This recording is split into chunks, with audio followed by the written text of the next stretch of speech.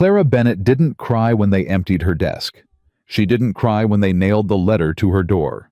She waited until the road stretched empty ahead of her bag in hand boots on the dirt, and then she lifted her chin so high it looked like pride. Because it was. Before you hear what happened next, subscribe to this channel and come along for the ride. Drop your city in the comments below. Let's see how far this story travels.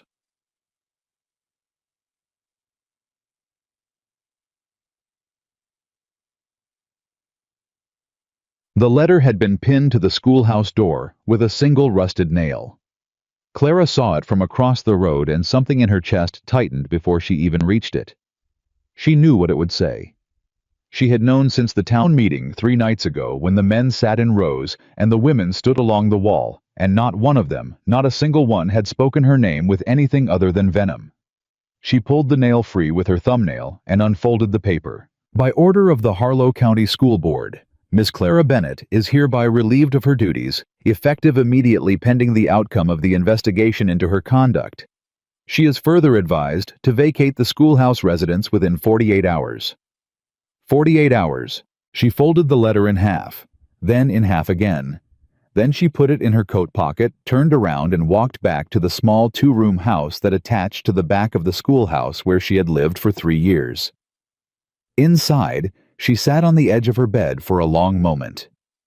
Then she started to pack. She didn't take much. A worn leather satchel, soft from years of carrying lesson books and chalk boxes. 2 dresses, the sturdier ones, the kind that survived weather. Her mother's Bible, its spine cracked from actual use. A small tin of her father's letters tied with kitchen twine. A pair of extra boots. A winter coat she folded flat. Everything else, the framed embroidery on the wall, the ceramic pitcher, the curtains she'd sewn herself, she left. It didn't seem worth the wait. She was buckled the satchel when she heard the first knock. It wasn't polite. It was the kind of knock that announced itself like a statement. She opened the door.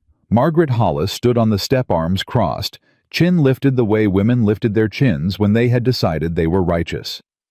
"I thought I should come see for myself," Margaret said, "whether you had any shame at all." Clara looked at her for a moment. Margaret was the wife of the school board chairman. She had been one of the women along the wall at the meeting. She had not spoken, but her silence had the weight of agreement. "Good morning, Mrs. Hollis," Clara said. "It's not a good morning for Harlow. I want you to know that. The damage you've done—" "What damage have I done exactly?" Clara's voice stayed level. She had been practicing level for 3 days. "Tell me specifically." Margaret's eyes flickered. "You know what you did." "I know what I'm accused of. That isn't the same thing." Thomas Carey's boy failed his examinations twice," Clara said. "His father wanted me to pass him regardless. I refused. 2 weeks later, I am accused of what exactly the charge keeps changing. First it was improper conduct, then it was dishonesty. Then it was that I had been seen in company unsuitable for a schoolteacher." She tilted her head slightly. "I have been seen speaking with the circuit preacher, Mrs. Hollis. I'm not certain that qualifies." Margaret's mouth thinned. "The board made their decision." "The board made the decision Thomas Carey wanted them to make," Clara said, "because Thomas Carey owns the mill, the grain warehouse, and half the mortgages in this county, and because men like that do not accept the word no from women like me." She stepped back. "Is there anything else you needed?" Margaret stared at her. Then she turned and walked away without answering. Clara closed the door. She stood with her hand on the wood for a moment, and something in her throat burned, but she swallowed it back down. She picked up the satchel. The main street of Harlow, Wyoming, was 200 yards of packed dirt, and on a Wednesday morning in July, it was already shimmering with heat. The mountains stood blue and distant to the north, their peaks white even in summer, indifferent to everything happening below them. Clara walked with her satchel on her shoulder and her back straight. She had decided she would go to her cousin's place in Cartwell, 2 counties east. She had met her cousin Sarah exactly twice in her life, but Sarah had written her once, years ago, a brief and cheerful letter, and she seemed like the kind of woman who would let someone sleep on her floor while they figured out what came next. It was the only plan Clara had. She passed Harding's General Store. Through the window she could see women inside, 3 of them, who stopped what they were doing to watch her. One of them said something she couldn't hear. Another shook her head. Clara looked straight ahead. She passed the post office. The postmaster, Mr. Feld, stood in the doorway. He didn't say anything. He just watched with the expression of a man watching something he'd expected. She passed the barber, the livery, the surveyor's office where Thomas Carey had his secondary business dealings, the one that required fewer witnesses than his primary ones. She was almost at the edge of town, almost to where the road opened up and pointed east toward Cartwell, when she heard a sound behind her that she had not expected.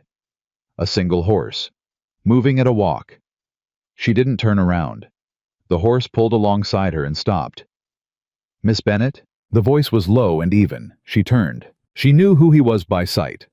Everyone in Harlow County did, in the same way they knew the shape of the mountains, something present in the background of everything. Ethan Walker. He ran the high country operation north of town, 3,000 acres of summer grazing land, up near the ridge, where the grass grew thick and cold, and the cattle fattened on it every year between June and September. He came down to town for supplies for business at the land office, and not for much else. How was a big man? Not enormous, but built in the way of someone who had been doing physical work for 20 years and had let it shape him without thinking about it. He had a jaw that was all plains, and a pair of eyes that were the particular gray-green of mountain water, and he was watching her from under the brim of his hat with an expression that was not pity and was not judgment. She had never spoken to him directly. She wasn't sure many people had. "Mr. Walker," she said. "You heading east?" he asked. "Yes. On foot." "I don't own a horse," she said. It came out more flat than she intended. He looked at the satchel on her shoulder. Then he looked at the road ahead of her, all of it stretching empty and hot in the July sun, and she could see him calculating something. "Stage doesn't run through Cartwell," he said. "Closest stop's at Millhaven. That's 9 miles. "I'm aware of the geography. 9 miles in this heat." He glanced up at the sky. "And a storm moving in off the peaks by afternoon." She looked at him steadily. "Mr. Walker, is there something you wanted to say, or are you telling me about the weather?" Something moved behind his eyes. Not quite amusement. Something quieter than that. "I was at the town meeting," he said. Her chin lifted half an inch. "Then you heard everything that was said about me." "I heard everything that was said," he agreed. "That ain't the same as believing it." She stared at him. He reached up and adjusted his hat, not nervously, just as a man adjusts things when he's thinking. "Thomas Carey's been trying to acquire water rights on the creek that runs through my north grazing land for 4 years. I've told him no 4 times. He's a man who doesn't like being told no." He paused. "By anyone seems like." Clara felt something shift slightly in her chest. "Are you saying," she said slowly, "that you believe he fabricated the accusation against me?" "I'm saying Thomas Carey has a very particular way of handling obstacles," Ethan said. "And you were between him and something he wanted." She looked at the ground for a moment. The dirt was pale with dust cracked from weeks without rain. "It doesn't matter what I believe or what you believe," she said. "The board has made their decision. There's nothing left for me in Harlow." "No," he said. "Maybe not." He was quiet for a moment. A horse, somewhere in the distance, made a sound, and the wind came down off the mountains, briefly carrying the smell of pine and something cooler. "I've got a problem," he said. "Up at my operation. I've been running cattle and managing the summer operation for 15 years with 1 foreman and a rotating crew. But my foreman broke his leg in April, won't be back to full strength until fall. And I've got ranch records correspondence with buyers in Denver, accounts for the season work that needs doing, and I don't have someone who can do it." He looked at her. "I need someone who can read, write, and add numbers without making a mess of it. And who can be trusted." Clara said nothing. "I'm not offering charity," he said. "I'm offering work, honest work. Fair wages, same as I'd pay a qualified clerk in a town with clerks available. 3 months through the end of summer season, room and board included." She looked up at him. He met her gaze without blinking. Mr. Walker, she said, I have been accused of conduct unbecoming a schoolteacher. If I ride up to your ranch unmarried with no family connection to you, the talk about me will be worse. The talk about you, he said quietly, is already about as bad as they can make it. He paused. And up in the high country, there's no one around to talk. She considered him for a long moment. Why? She said. You don't know me.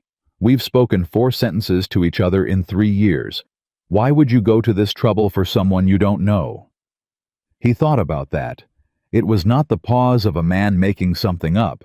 It was the pause of a man who actually meant to tell the truth. Because I watched what happened in that room, he said. I watched 20 people decide what kind of person you were based on what Thomas Carey needed them to believe, and not one of them asked for your side of it. And I watched you stand there and not break. Something shifted in his jaw. That ain't something I can just ride past. Clara Bennett stood on the road in the July heat with her satchel on her shoulder and 9 miles between her and the nearest stage stop. She thought about Sarah in Cartwell, who she had met twice. She thought about the letter in her coat pocket still folded in quarters. She thought about Thomas Carey's face at the town meeting, the careful, satisfied blankness of a man who has gotten what he came for. She thought about 3 years of lesson plans and school mornings and the children's faces when a thing finally clicked into understanding. And she thought about this man on a horse who had ridden down a mountain in July to stop on a road and offer her wages instead of sympathy. If I come, she said, I'm there as an employee, nothing more. That's all I'm asking, he said. I'll do the records, the correspondence, the accounts. I'll earn my wages. I'd expect nothing less. And when the season ends, she said, I'll go on to whatever comes next. That's your right, he said. She was quiet for one more moment. I don't even know what your ranch is called, she said. The Walker Ridge outfit, he said. Most people just call it the Ridge. She nodded once. Then she walked to his horse's side and looked up at him.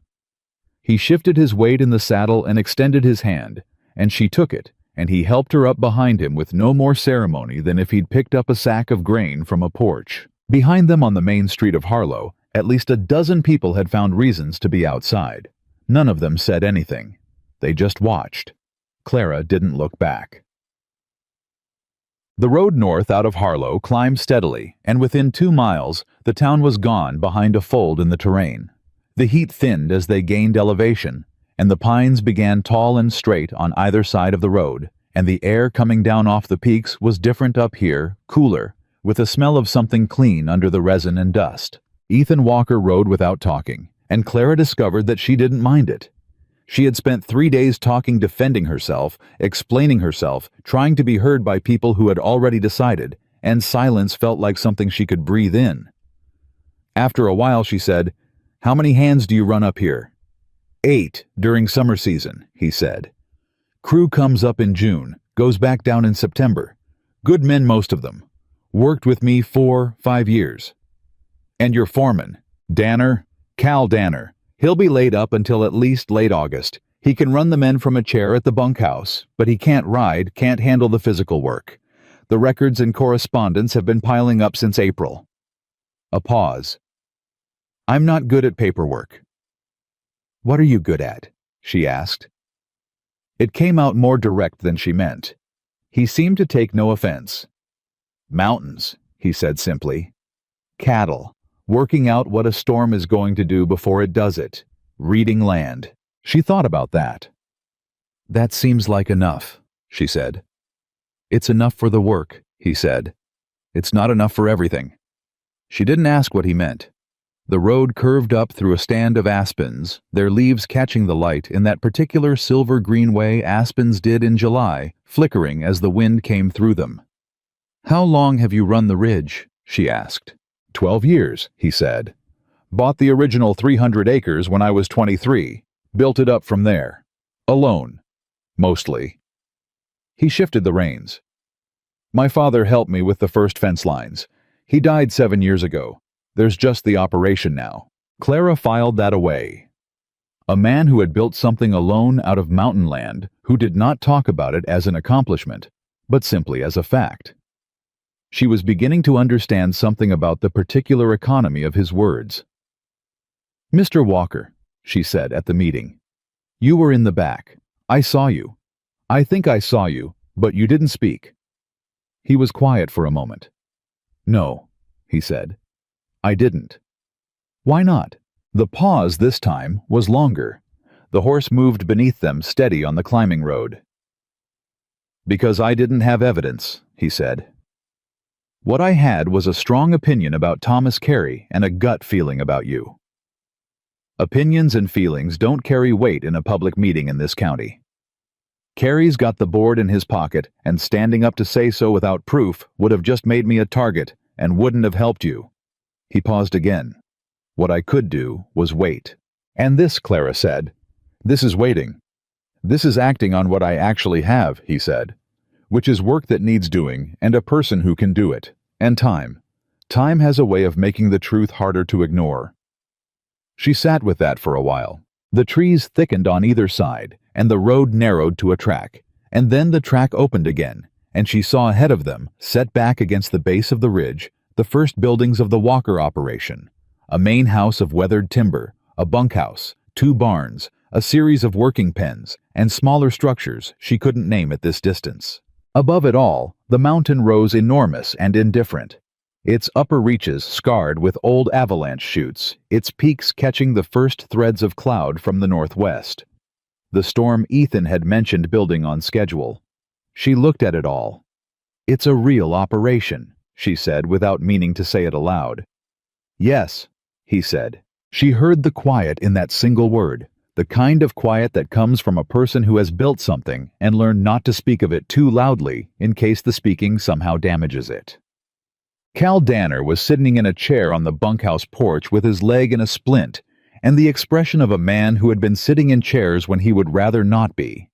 He was somewhere in his 50s, weathered in the way of men who had spent those years outdoors, and he watched them ride in with eyes that took in everything without making a show of it.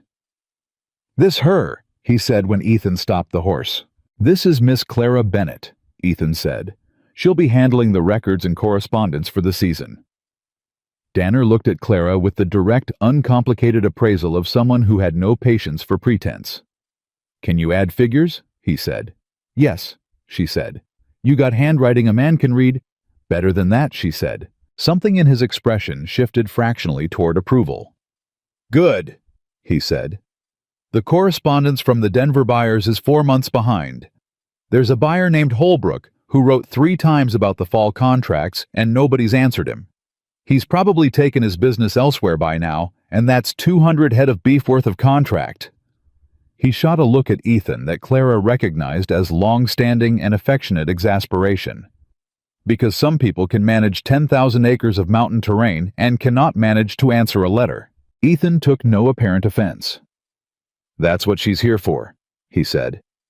Clara climbed down from the horse and looked at Danner. "Show me where the correspondence is," she said. "I'll start with Holbrook." Danner stared at her for a moment.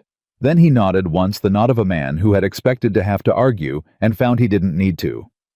"Office is through the main house," he said. "Second door on the left. There's a desk under enough paper to build a small barn." The office was small and practical, and looked exactly like a space that had been used heavily until April, and then abandoned when the man who used it could no longer walk to it. There were ledgers stacked on the desk, correspondence sorted into rough piles by someone who had given up sorting midway through, receipts tucked under a rock being used as a paperweight, and a cup of pencils whose points all needed sharpening. Clara stood in the middle of it for a moment. Then she set her satchel on the floor, moved the rock, sorted the correspondence into a new system in about 20 minutes, and sat down. She found Holbrook's 3 letters. They were polite in the first, impatient in the second, and something close to resigned in the third. He had not yet taken his business elsewhere. The third letter indicated he was willing to wait until mid-July, which was now but another week, without a response, and he would be gone. She found blank letterhead in the desk drawer, found an inkwell that hadn't dried out, found a pen, and wrote. She was on the second paragraph when the door opened and a young man stood in the doorway. One of the hands she guessed maybe 19 or 20, with a face still more boy than man, and a look of open curiosity. "Are you the school teacher?" he said. "I was," she said without looking up from the letter. "Currently I'm a ranch clerk. Is there something you need?" "I heard in town." What you heard in town, Clara said, still writing, is what Thomas Carey wanted people to hear. "If you'd like to make up your own mind about me, you're welcome to watch what I actually do over the next 3 months." She glanced up. "What's your name?" The young man blinked. "Pete Garland, ma'am." "Mr. Garland, does the Ridge need anything from me right now, or were you just curious?" He considered this with the honesty of someone too young to have learned to be subtle about it. "Curious mostly," he admitted. "Fair enough," she said. "Come back if you need something from the office." She looked back at the letter. She heard him go, and then she heard him say something outside that she couldn't make out. And then she heard a lower voice respond. "Ethan's," she thought. And then quiet. She finished the letter to Holbrook, addressed it, set it aside to be posted, and started on the ledger. By the time the storm came in at 3:30, rattling the windows and filling the mountain air with the smell of rain and ozone, Clara had answered 2 letters, caught a significant arithmetic error in the April cattle counts that had been propagating through 3 months of records, and was most of the way through reconciling the feed accounts. She heard footsteps in the hall, and then a knock on the open door. Ethan stood there. He had taken his hat off and was carrying it in one hand. There was rainwater on his shoulders from coming in from outside. "You finding your way around it?" he said, looking at the desk.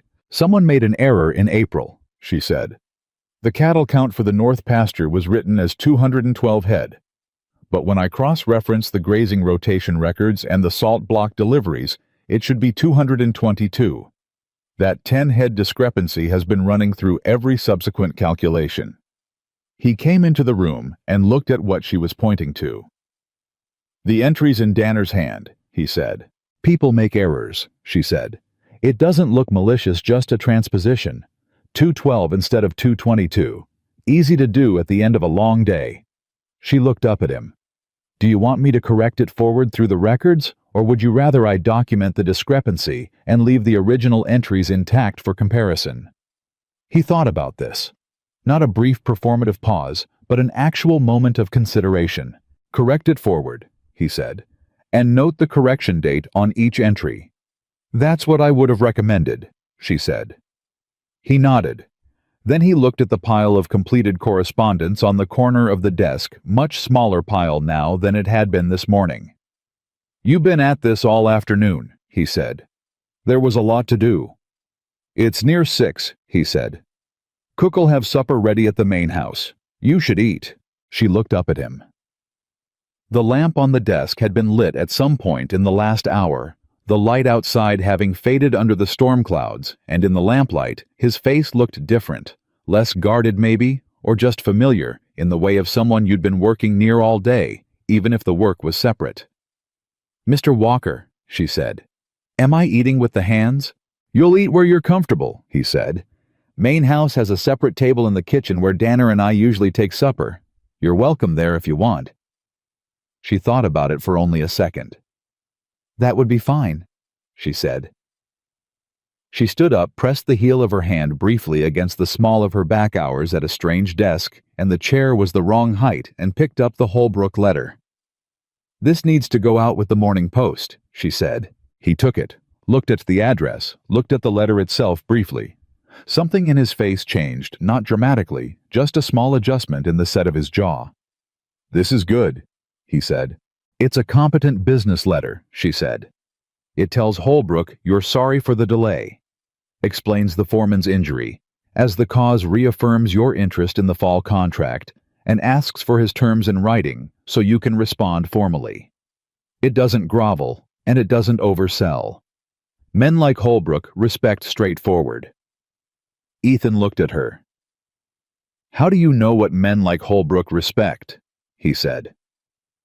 It was not challenging. It was genuinely curious. "I've been in a room with Thomas Carey," she said, "and about 15 other men like him in various capacities over the past 3 years. I've watched what works and what doesn't.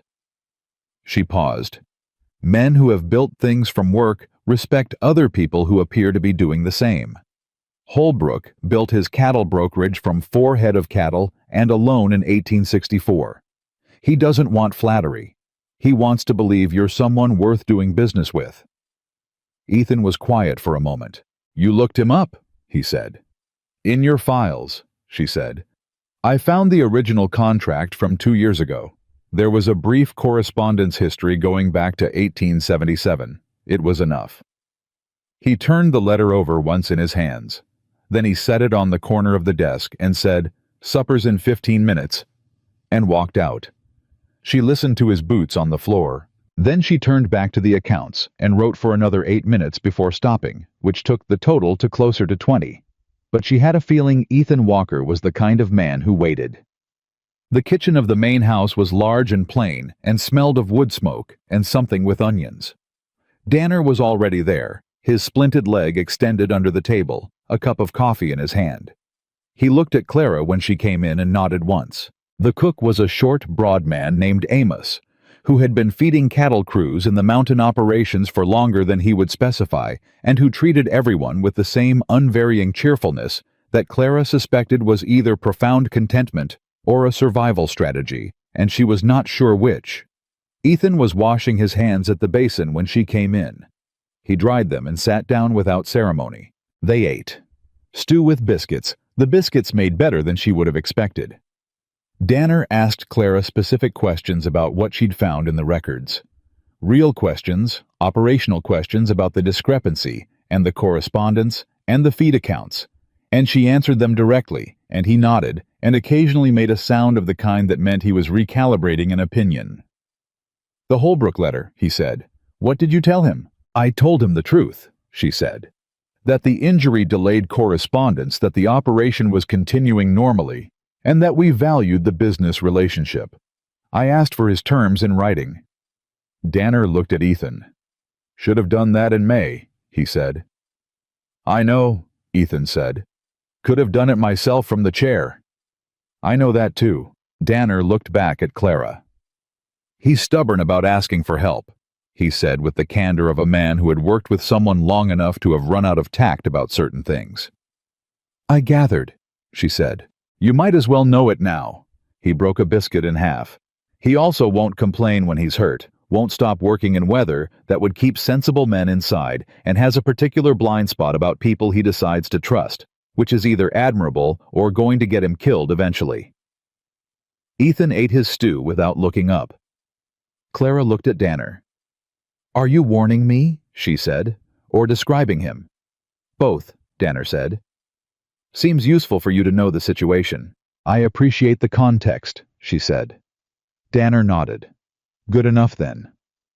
Outside, the storm continued its work against the windows. The thunder was moving east now, the worst of it past, but the rain was steady, and the mountain at their backs gave it a particular quality, immense and patient and close. Clara ate her supper and listened to the rain, and for the first time in a week, something in her chest that had been wound very tight began very slightly to ease. Not resolved. Not finished. Not safe. She was under no illusions that 3 months at altitude would solve the problem of Thomas Carey, or the school board, or the life she had built in Harlow, any of which could still be destroyed. But for the first time since the nail had been driven into her door, she was sitting at a table where the conversation was honest and the work was real, and someone had not asked her to apologize for existing. It was not nothing. It was, she thought, the beginning of something she could not yet name. After supper, while Danner and Ethan talked over the next week's cattle rotation, Clara excused herself and went back to the office. She lit the lamp again and opened the ledger. She worked until the storm passed, and the night turned quiet, and the mountain air came in through the crack in the window, and she thought about 9 miles of hot road she hadn't had to walk, and a man who had ridden down from a mountain because he couldn't just ride past, and what it might mean to be in a place where the truth had at least a chance of mattering. The accounts were not going to fix themselves. Neither, possibly, was anything else. But Clara Bennett had never waited for fixing to come from outside herself, and she was not going to start tonight. She sharpened a pencil, turned to a fresh page, and kept working. The morning after the storm, Clara found a note on the office desk. It was written in a hand she did not recognize, large angular letters pressed hard into the paper, the kind of writing that came from a man who rarely wrote and treated it as manual labor. Writer coming up from Harlow today. Thomas Carey's man. Don't come out of the office until I tell you it's clear. E.W. She read it twice. Then she set it face down on the desk, opened the ledger, and started working. She heard the writer come in about an hour later. She heard voices. Ethan's low and unhurried, and another voice she didn't know, pitched higher, and with the particular tone of someone delivering a message they have been rehearsed in. She couldn't make out words through the wall, but she could make out the shape of the conversation. It had the rhythm of a warning dressed up as courtesy. She kept her pen moving. The conversation outside lasted 11 minutes. She counted them by the pendulum clock on the office wall, the one that had been ticking in this room for however many years this operation had been standing. Then she heard a horse leave at a trot, heading downhill. Then she heard nothing for a while. Then Ethan knocked on the office door and came in. He had his hat in his hand again. She was beginning to understand that he always carried his hat when he was working through something. What did he want? She said without looking up. Official inquiry, he said. From the school board. Carey wants documentation that you're residing here in an appropriate capacity. Formal letter of employment signed and witnessed. She set her pen down and looked at him. He's trying to find another charge, she said. Yes. If he can establish that I'm living on a single man's property without a formal employment record, he can use it. That's what I figured. She folded her hands on the desk. Do we have a formal employment record? We will, he said, by this afternoon. He set a piece of paper on the desk. Danner drafted it this morning. He used to do contracts for a cattle company in Texas before he came up here. It's legal, and it's witnessed he and Amos both signed. I need your signature. She looked at the document. It was straightforward and precise, salary duties term of employment residence accommodation. The kind of document that left nothing for interpretation. She signed it. Good, Ethan said. Carey won't stop there, she said. No. One document won't satisfy him. He'll push on something else. Probably. He took the signed paper. But each time he pushes and finds nothing, it costs him something. Men like Carey depend on the other side having nothing to push back with. That's changing. She looked at him directly. You're not just giving me work, she said. You're building a record, a visible, documented, legitimate record of employment, so that anything he says about me has a formal counter. He met her eyes. Does that bother you? She thought about it honestly. No, she said. It's intelligent, and it's more than anyone else has done. She paused. But I want to understand what I'm walking into. He's not going to let this go, is he? Thomas Carey, Ethan said, has never in his adult life let anything go that he decided he wanted. What he wants is the creek water rights that run through my north grazing land. To get them, he needs me cooperative or gone. To get me cooperative, he needs leverage. You were leverage away to make me look like I was harboring trouble. He turned his hat once in his hands. He miscalculated. How? He thought I'd send you away to avoid the association, he said. He doesn't understand that I don't make decisions the way he makes decisions. She studied his face. How do you make decisions? Slowly, he said. And then completely. He took the document and left. She picked her pen back up. Her hand, she noticed, was perfectly steady. She found that interesting. Pete Garland appeared in the office doorway at mid-morning with a look on his face that was trying to be casual and failing. Miss Bennett, he said. Mr. Garland. There's a thing I maybe should have told you yesterday. He came in and stood with his hat pressed between his hands in an unconscious echo of his employer. When I was in Harlow last week for the supply run, I heard things. She set her pen down. What kind of things? About you. He looked uncomfortable. About why you were let go. The story going around. He stopped. Tell me, she said. I'd rather know what's being said than not know. He looked at the floor for a moment, then back at her. They're saying you helped yourself to school funds. Money that was supposed to be for books and supplies, that you kept it. Clara was quiet for 4 full seconds. That's new, she said.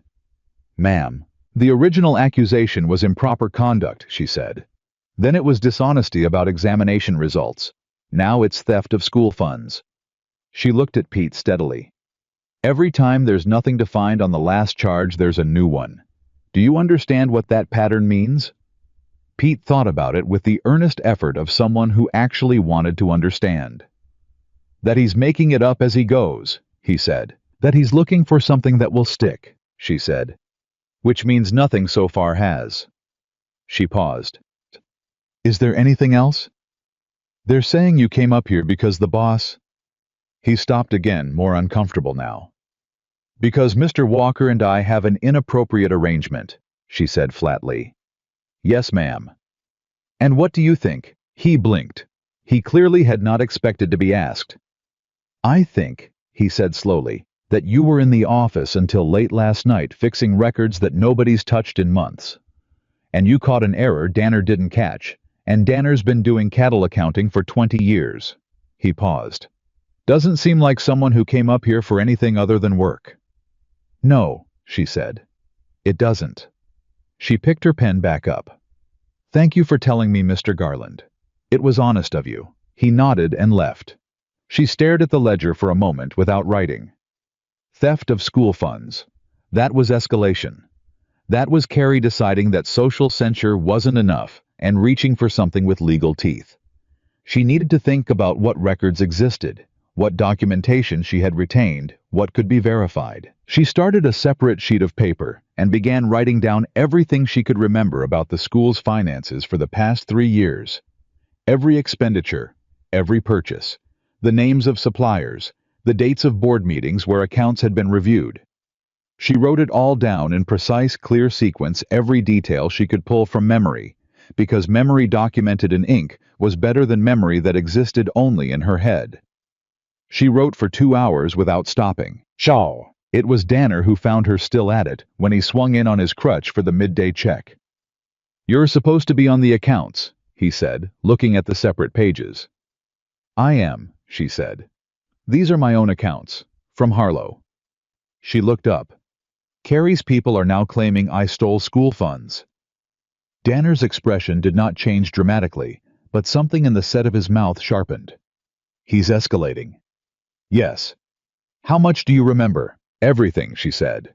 I kept my own records in parallel with the official ones, a habit from the first year when I realized the board's record-keeping was not reliable. I don't have the physical documents, they're in the schoolhouse, but I have the figures in my head, and I can reconstruct the timeline. Danner lowered himself into the chair across the desk. He looked at what she'd written. This is admissible, he said. In a legal sense, as corroborating testimony, yes. If there's any proceeding, I can produce this. The burden of proof is on whoever makes the accusation. Right now, Carrie has the accusation and nothing behind it. She met Danner's eyes. But I need the original school records, the physical ledger, the purchase receipts. They're still in the schoolhouse in Harlow. Danner was quiet for a moment. Someone would have to go get them, he said. Yes. Without tipping Carrie off. Yes. He tapped one finger on the desk. I might know someone in town, he said. Not connected to Carrie. Not in his pocket. Who? Reverend Aldous, he said. He married Ethan's parents 40 years ago. He's about 72 now, and the only man in Harlow County that Thomas Carey is actually careful around because the Reverend has a long memory and a loud Sunday voice. He paused. He was at the town meeting. He was one of the ones who didn't say anything. But the fact that he didn't say anything is different from the fact that you didn't have support. Aldous chooses his moments. Clara looked at him carefully. Do you think he would help? I think, Danner said, that if Ethan wrote to him and explained the situation, the Reverend would find a reason to visit the schoolhouse to collect any personal belongings that might have been left behind. And I think he would consider a ledger a personal belonging if someone explained to him that it mattered. Clara said nothing for a moment. Why are you helping me? She asked. Not accusing, genuinely asking. Danner looked at her with the direct, uncomplicated gaze she was coming to recognize as his primary mode of communication.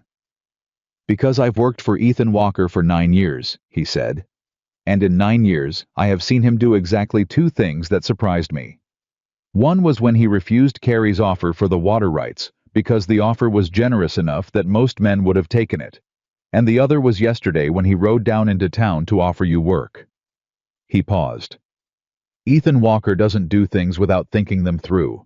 If he decided you were worth the trouble, that's information." Clara felt something tighten in her throat that she refused to let turn into anything visible.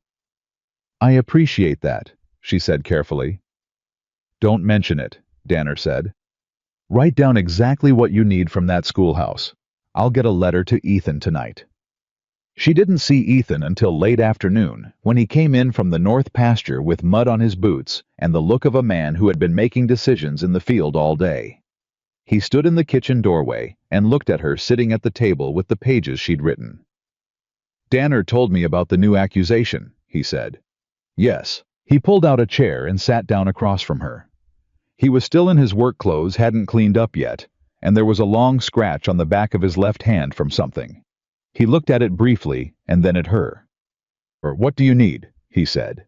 It was such a clean, uncomplicated question that it took her a moment to answer it. "The school ledger," she said, "and the purchase receipt files for the past 3 years. They're in the desk in the schoolhouse office. If Carrie gets there first and removes them, I have nothing physical to counter with." "Aldous," he said. "Danner mentioned him." "I'll write tonight." He looked at the pages in front of her. "Is that the reconstruction?" "From memory. 3 years of accounts. Every expenditure I can document from recollection." He picked up one of the pages and read it. Not quickly, actually reading it, following the figures and the dates and the supplier names. She watched his face as he read. It was not an expressive face, but she was beginning to learn its small adjustments. "This is meticulous," he said. "I'm a teacher," she said. "Or I was. Record-keeping is not optional when you're accountable to a board that would use any error against you." He set the page down. "Did you ever think they would go this far?" he said. "When it started, did you know it would get to this?" She looked at the table for a moment. "I knew it would get bad," she said. "When Thomas Carey came to me the second time, he asked me to pass his son, and I refused again. I saw something in his face. He wasn't angry exactly. He was calculating. A man who gets angry is working with emotion. A man who calculates is working with a plan." She looked up. "I knew whatever came next would be deliberate and thorough. I didn't know the specifics, but I knew the nature of it. And you stayed," he said, "after you knew." "For 6 weeks after that conversation," she said. "Yes, because the children needed to finish the school year, because leaving would have looked like guilt, and because—" She stopped. "Because," he said. She looked at him directly. "Because I am not in the habit of being moved by men who think they can move me," she said. "And I wasn't going to start with Thomas Carey." The kitchen was quiet. Amos was clattering somewhere in the back of the house. Outside, the hands were finishing up the day's work, and she could hear Pete Garland's voice in the distance, saying something to someone that made them laugh. Ethan was looking at her with the particular quality of attention she had noticed the first time he'd spoken to her on the road. Not intrusive, not aggressive, just fully present. As if she were a thing worth attending to. "Write down the specific location of the ledger and the receipts," he said. "Which desk, which drawer. Aldous will need to be exact if he's going to retrieve them without Carrie's people noticing. They have people watching the schoolhouse. Carey won't leave the records unattended after he makes the accusation," he said. "He's not careless. The building will be watched within a day or 2. She picked up her pen immediately. "Top drawer left side of the oak desk in the schoolhouse office," she said, writing as she spoke. "The ledger has a green cover and my name written on the inside front page. The receipts are in a brown envelope marked Expenditures with the year. There are 3 envelopes, one for each year." She looked up. "There's also a letter, in the same drawer, from the board chairman to me dated February of this year. In it he asks me, not tells me, asks me to modify the examination results for the Carey boy. In writing." He was careless enough to put it in writing. Ethan went very still. You have a letter, he said, from the board chairman asking you to falsify records. I kept it because I knew I would need it, she said. It's the same envelope, behind the receipts. Something moved across his face. Not triumph, but the expression of a man who has been playing a careful game and has just discovered an unexpected resource. That letter, he said quietly, changes the entire case. Yes, she said, it does. If Carrie knows you have it, he may not know I kept it, she said. It was a verbal request first. The written version came later, I think, because he wanted a record of asking through official channels before he moved to other methods. He may have assumed I would treat it as routine correspondence and not preserve it separately. But you did. I did. He was quiet for a moment. Then he said, How long have you been carrying that around, knowing what it meant? She looked at him steadily. Since February, she said. 5 months. He absorbed that. The full weight of it. 5 months of teaching school, with that letter in a drawer, knowing what was coming, knowing she had the counter and could not play it without triggering the exact attack she was trying to survive. You played it right, he said, waiting. I played it the only way I could, she said, which was to do nothing that could be used against me and document everything. She paused. The mistake I made was underestimating how much damage he could do with fabrication alone without needing any real basis. That's not a mistake, he said. That's an honest miscalculation about how far a man was willing to go. There's a difference. She felt something shift in her chest again, that same slight easing she had noticed at supper the night before, but sharper this time. The particular sensation of being seen accurately, not charitably accurately. It was rarer than people understood. Send the letter to Aldous tonight, she said. Tell him about the letter specifically. Tell him to be careful. I will. He stood up. Eat something. You've been at this for hours. She almost said something dismissive, but she was actually hungry, and the dismissal would have been a reflex rather than a real response. And she was trying not to be a person who operated on reflexes when she didn't have to. All right, she said. He looked mildly surprised that she agreed without argument. She filed that away too. That night after supper, after Danner had gone to bed, and Amos had cleaned the kitchen and gone to his own quarters, Clara sat at the table with a cup of tea that was going cold and heard Ethan in the office writing. The scratch of a pen. A pause. The scratch again. She got up and knocked on the open door. Howe was at the desk. Her desk now, during working hours, with 3 sheets of paper in front of him and a pen in his hand, and the specific expression of a man who knows what he wants to say and is negotiating with the language. Do you want help with the letter? She said. He looked up. For a moment she thought he would say no. Yes, he said. She came in and sat in the chair across the desk, the one Danner used, and looked at what he had written. It was direct and clear, and said what it needed to say, but it lacked a particular quality of she searched for the right word of personal appeal. Aldous was 72 years old and had married Ethan's parents and would act from loyalty and conscience, and the letter needed to reach both of those things. May I? She said.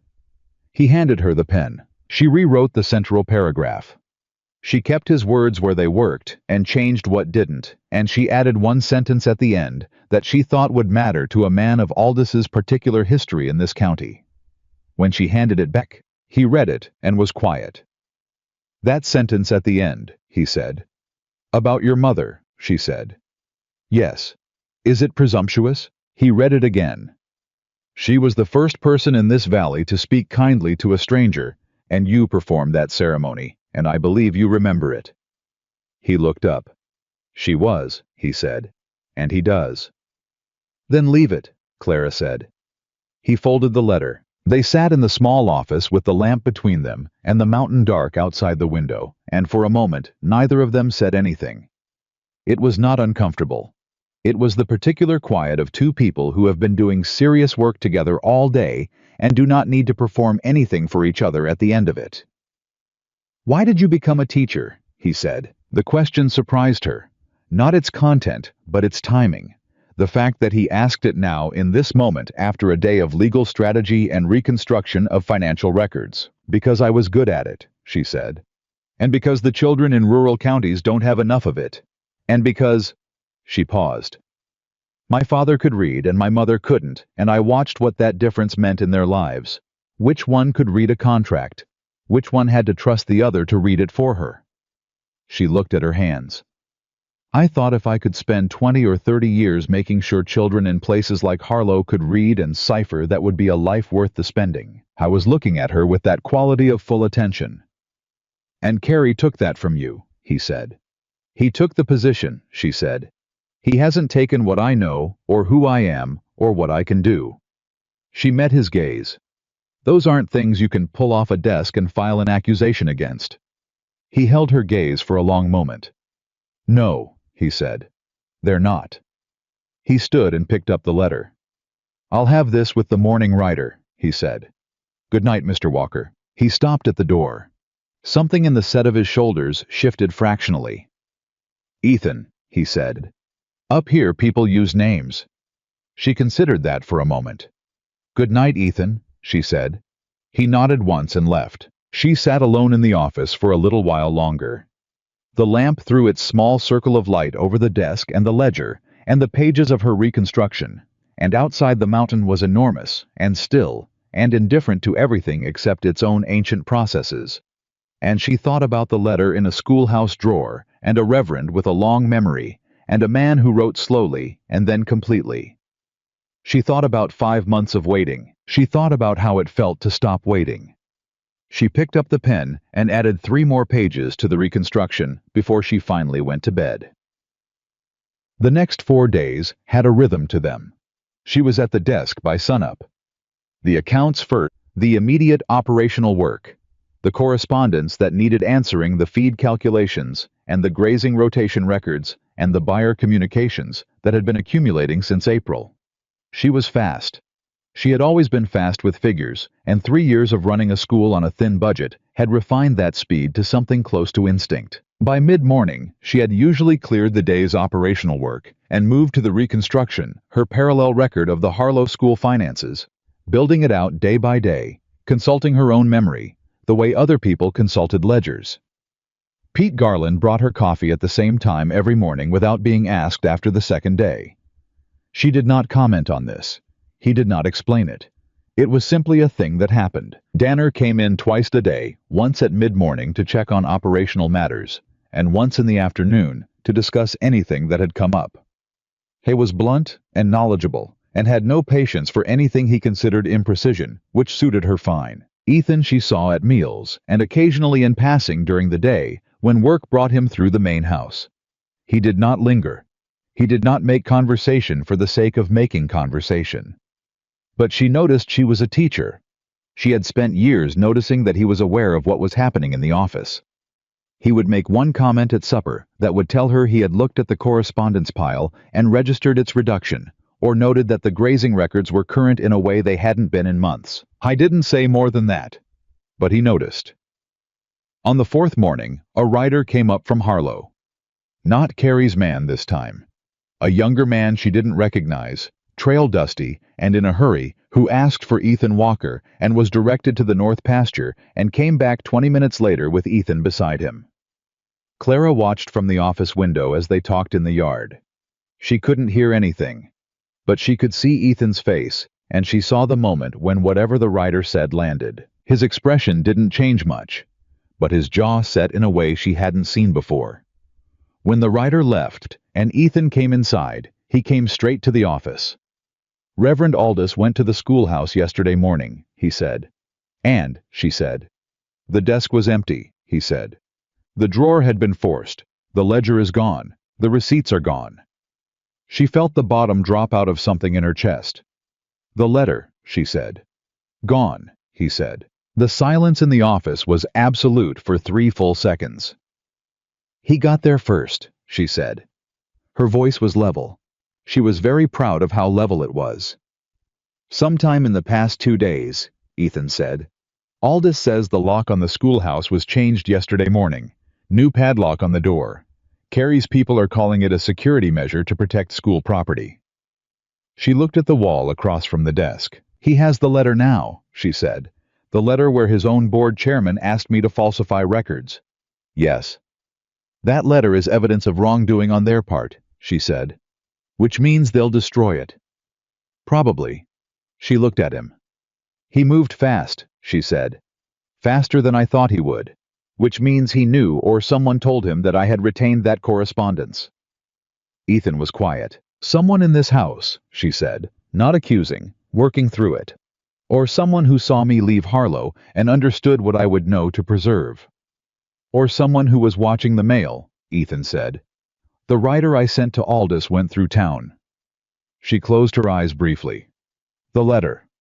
Carrie could have had the writer's correspondence read. It's possible. His voice was very even. I should have thought of that. So should I, she said. Neither of us did. That's done. She opened her eyes. What do we have left?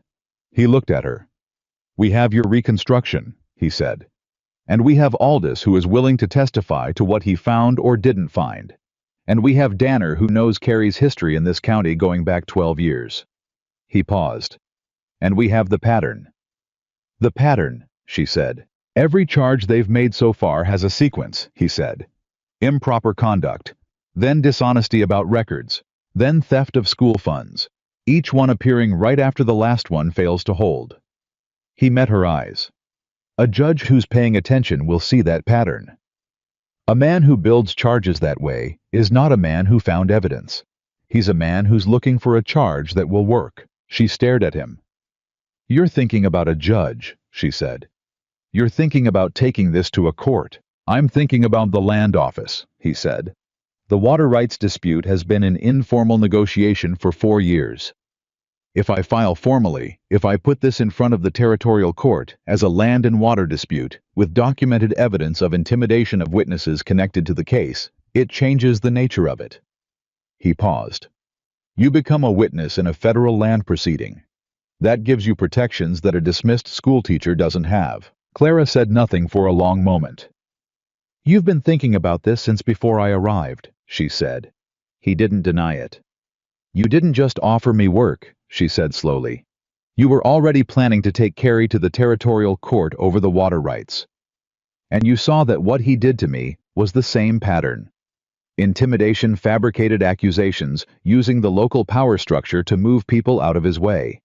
And you thought that it was the same case, he said quietly. Yes, she felt something complicated move through her. Not betrayal, it wasn't betrayal. He had told her the truth about everything he'd said.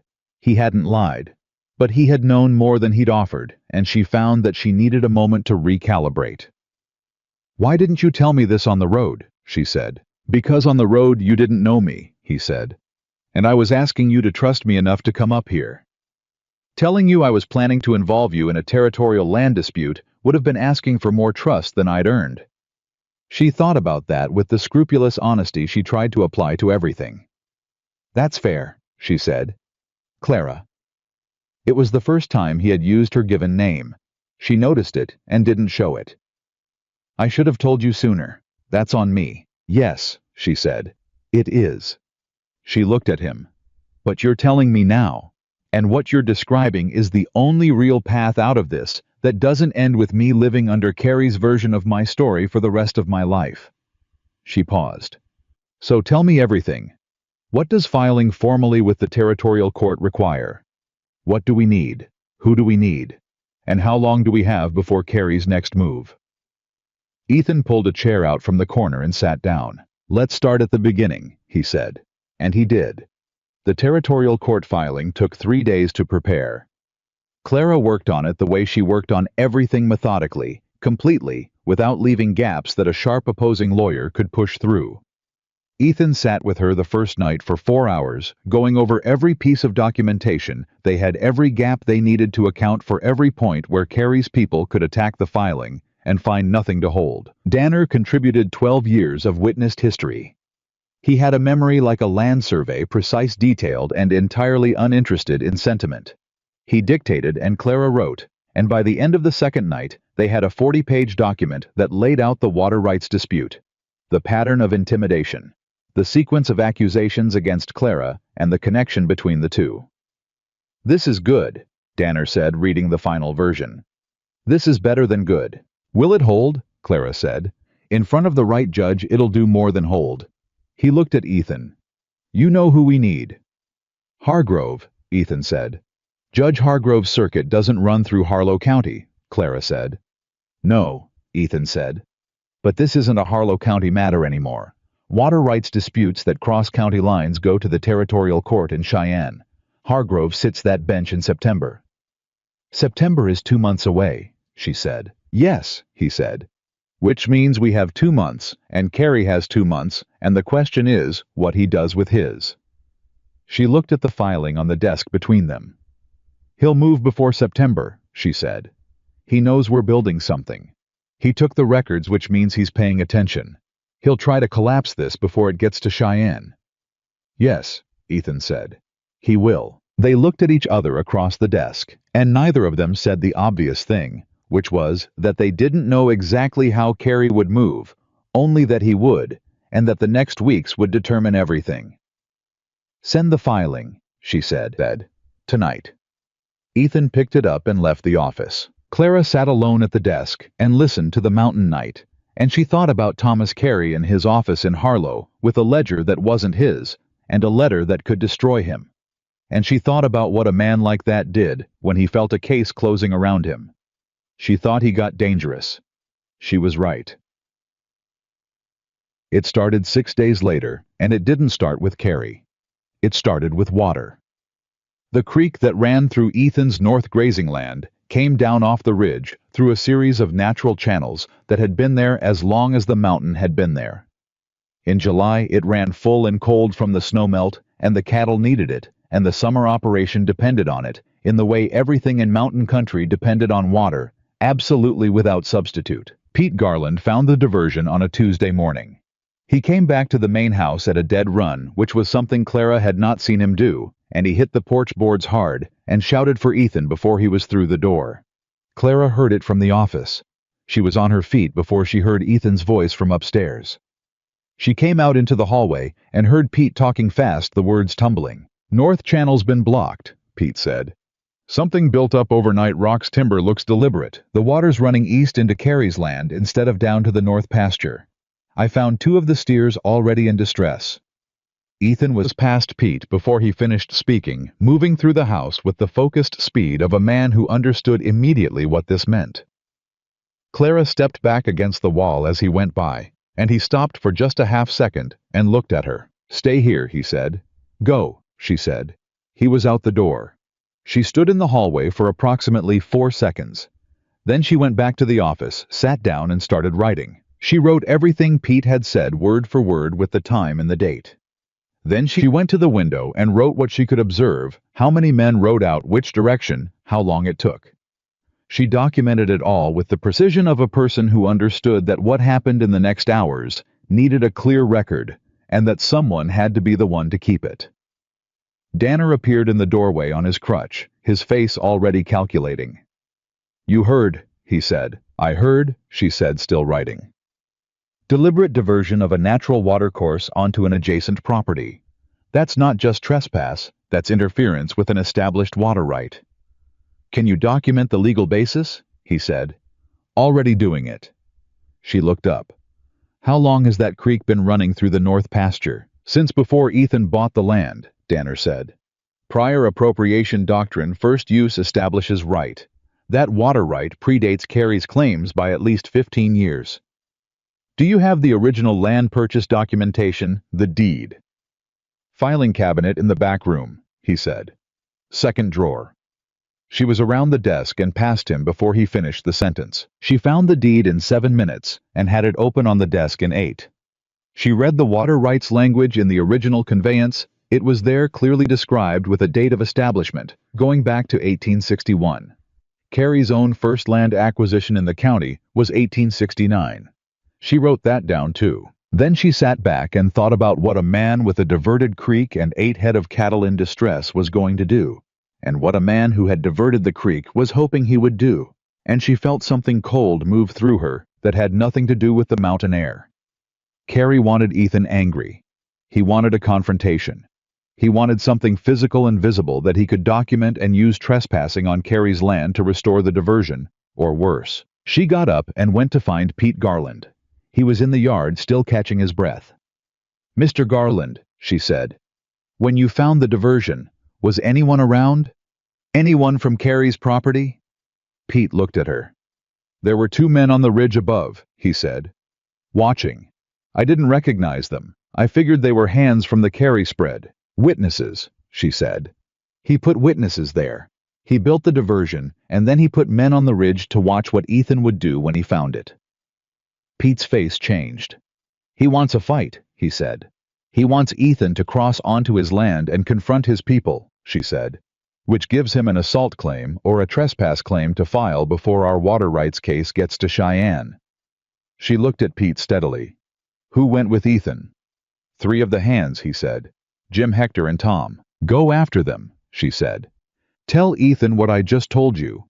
Tell him the men on the ridge are witnesses and that Carrie wants a confrontation. Tell him exactly that." She gripped Pete's arm briefly. "Fast, Mr. Garland." "I was on a horse inside 2 minutes." She went back inside and kept writing. Ethan came back 2 hours later.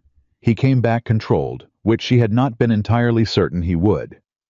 She heard him in the yard talking to his men, and she heard the particular flatness in his voice that she had come to understand meant he was keeping something very tightly in check. He came into the office and stood in the doorway. "We cleared the diversion," he said, "restored the flow, didn't cross onto Carrie's land, didn't engage with his men on the ridge." A pause. "Pete got to me in time." "How are the cattle?" she said. "The 2 that were distressed will recover. Another hour and we'd have lost them." His jaw was set. He timed it. Built the diversion at night, waited for morning, had his witnesses in place before we'd have found it. "Yes," she said. "This is going to keep happening," he said. "Every time we make progress on the filing, he'll hit something on the operation. He's not trying to win in court. He's trying to make the operation unmanageable before we get to court." "I know," she said. "So we need to move the timeline." He looked at her. "The September date for Hargrove Circuit," she said. "Is there a way to file for an emergency injunction to get the water rights question before a judge before September on the basis of ongoing documented interference?" I was quiet for a moment. "You'd need an attorney," he said. "A good one, not from Harlow County." "Cheyenne," she said. "There's a man named Graves," Danner said from the hallway. He had been listening apparently for some time. "Arthur Graves. He handled the Morrison land case in '81. Beat a claim twice as well funded as Carrie's." He paused. "He's expensive." "How expensive?" Ethan said. Danner named a figure. Ethan didn't blink. "Write him," he said. "I'll have the letter ready by tonight," Clara said. "Add today's incident to the filing," he said. "Full documentation, time description, the witnesses Carrie placed the cattle affected, the restoration we carried out, and the fact that we did not cross the property line." "Already done," she said. He looked at the papers on the desk. He looked at her. "You had this ready before I came back," he said. "I had time," she said. Something moved in his face. Not surprise exactly. Something that was past surprise. Something that had been recalibrating steadily for the past week and had arrived at a new position that he hadn't yet named. He turned and went back out to his operation. The letter to Arthur Graves in Cheyenne went out the next morning, carried by Ethan himself on a fast horse to the nearest reliable postal depot rather than through the Harlow post office, where Carrie's reach was too long. 3 days passed. The nights had changed. Not dramatically. The mountain dark was still the mountain dark, and the work was still the work, but there was something different in the hours after supper. Danner went to bed early because his leg ached by evening, and Amos cleaned the kitchen and disappeared to his quarters, and Clara and Ethan were often the last 2 people in the main house. They didn't plan it. It happened the way things happen when 2 people are doing serious work in proximity. The conversation that started about the filing extended past the filing, and then past the day's events, and then past operational matters entirely. One night she told him about her father. Not much. She wasn't a woman who gave herself away in large pieces, but something. That he had been a schoolteacher himself in Ohio before the family moved west. that he had taught her to read at 4 years old by the method of refusing to treat it as anything other than a natural thing a person did the way they breathed. I used to say that the difference between a free person and an unfree one was whether they could read their own contracts, she said. Smart man, Ethan said. He died of fever when I was 17, she said. By then he'd taught me everything he knew about teaching, so it seemed like the obvious thing to do with it. Ethan turned his coffee cup once in his hands. My father taught me to read land, he said. Weather, grass, how to know from looking at a slope whether it would hold cattle through August. He paused. He said the mountain would always tell you what it was going to do if you paid attention. Do you believe that? She said. Mostly, he said. Men are harder to read. She smiled at that, a real one, small but genuine, the kind she hadn't produced in a while. He saw it. She knew he saw it because something in his face responded to it in the way a face responds when it sees something it didn't expect. Neither of them said anything about it, but she noticed. And he knew she noticed. The response from Arthur Graves arrived on a Thursday 12 days after Ethan's letter went out. It was 2 pages long, dense with legal language, and the short version was this. Graves had reviewed the documentation they had sent. He believed the case was strong. He could file for an emergency injunction on the basis of documented ongoing interference with established water rights, and he could be in Harlow County by the 15th if they required it. The second page was his fee schedule. It was exactly what Danner had said it would be. Ethan signed the retainer agreement that same day. And that same afternoon, without any of them connecting it to the arrival of Graves's letter. Though Clara connected it immediately in retrospect, everything changed. The writer who came up from Harlow at 2 in the afternoon was not one of Carey's men, and was not a stranger.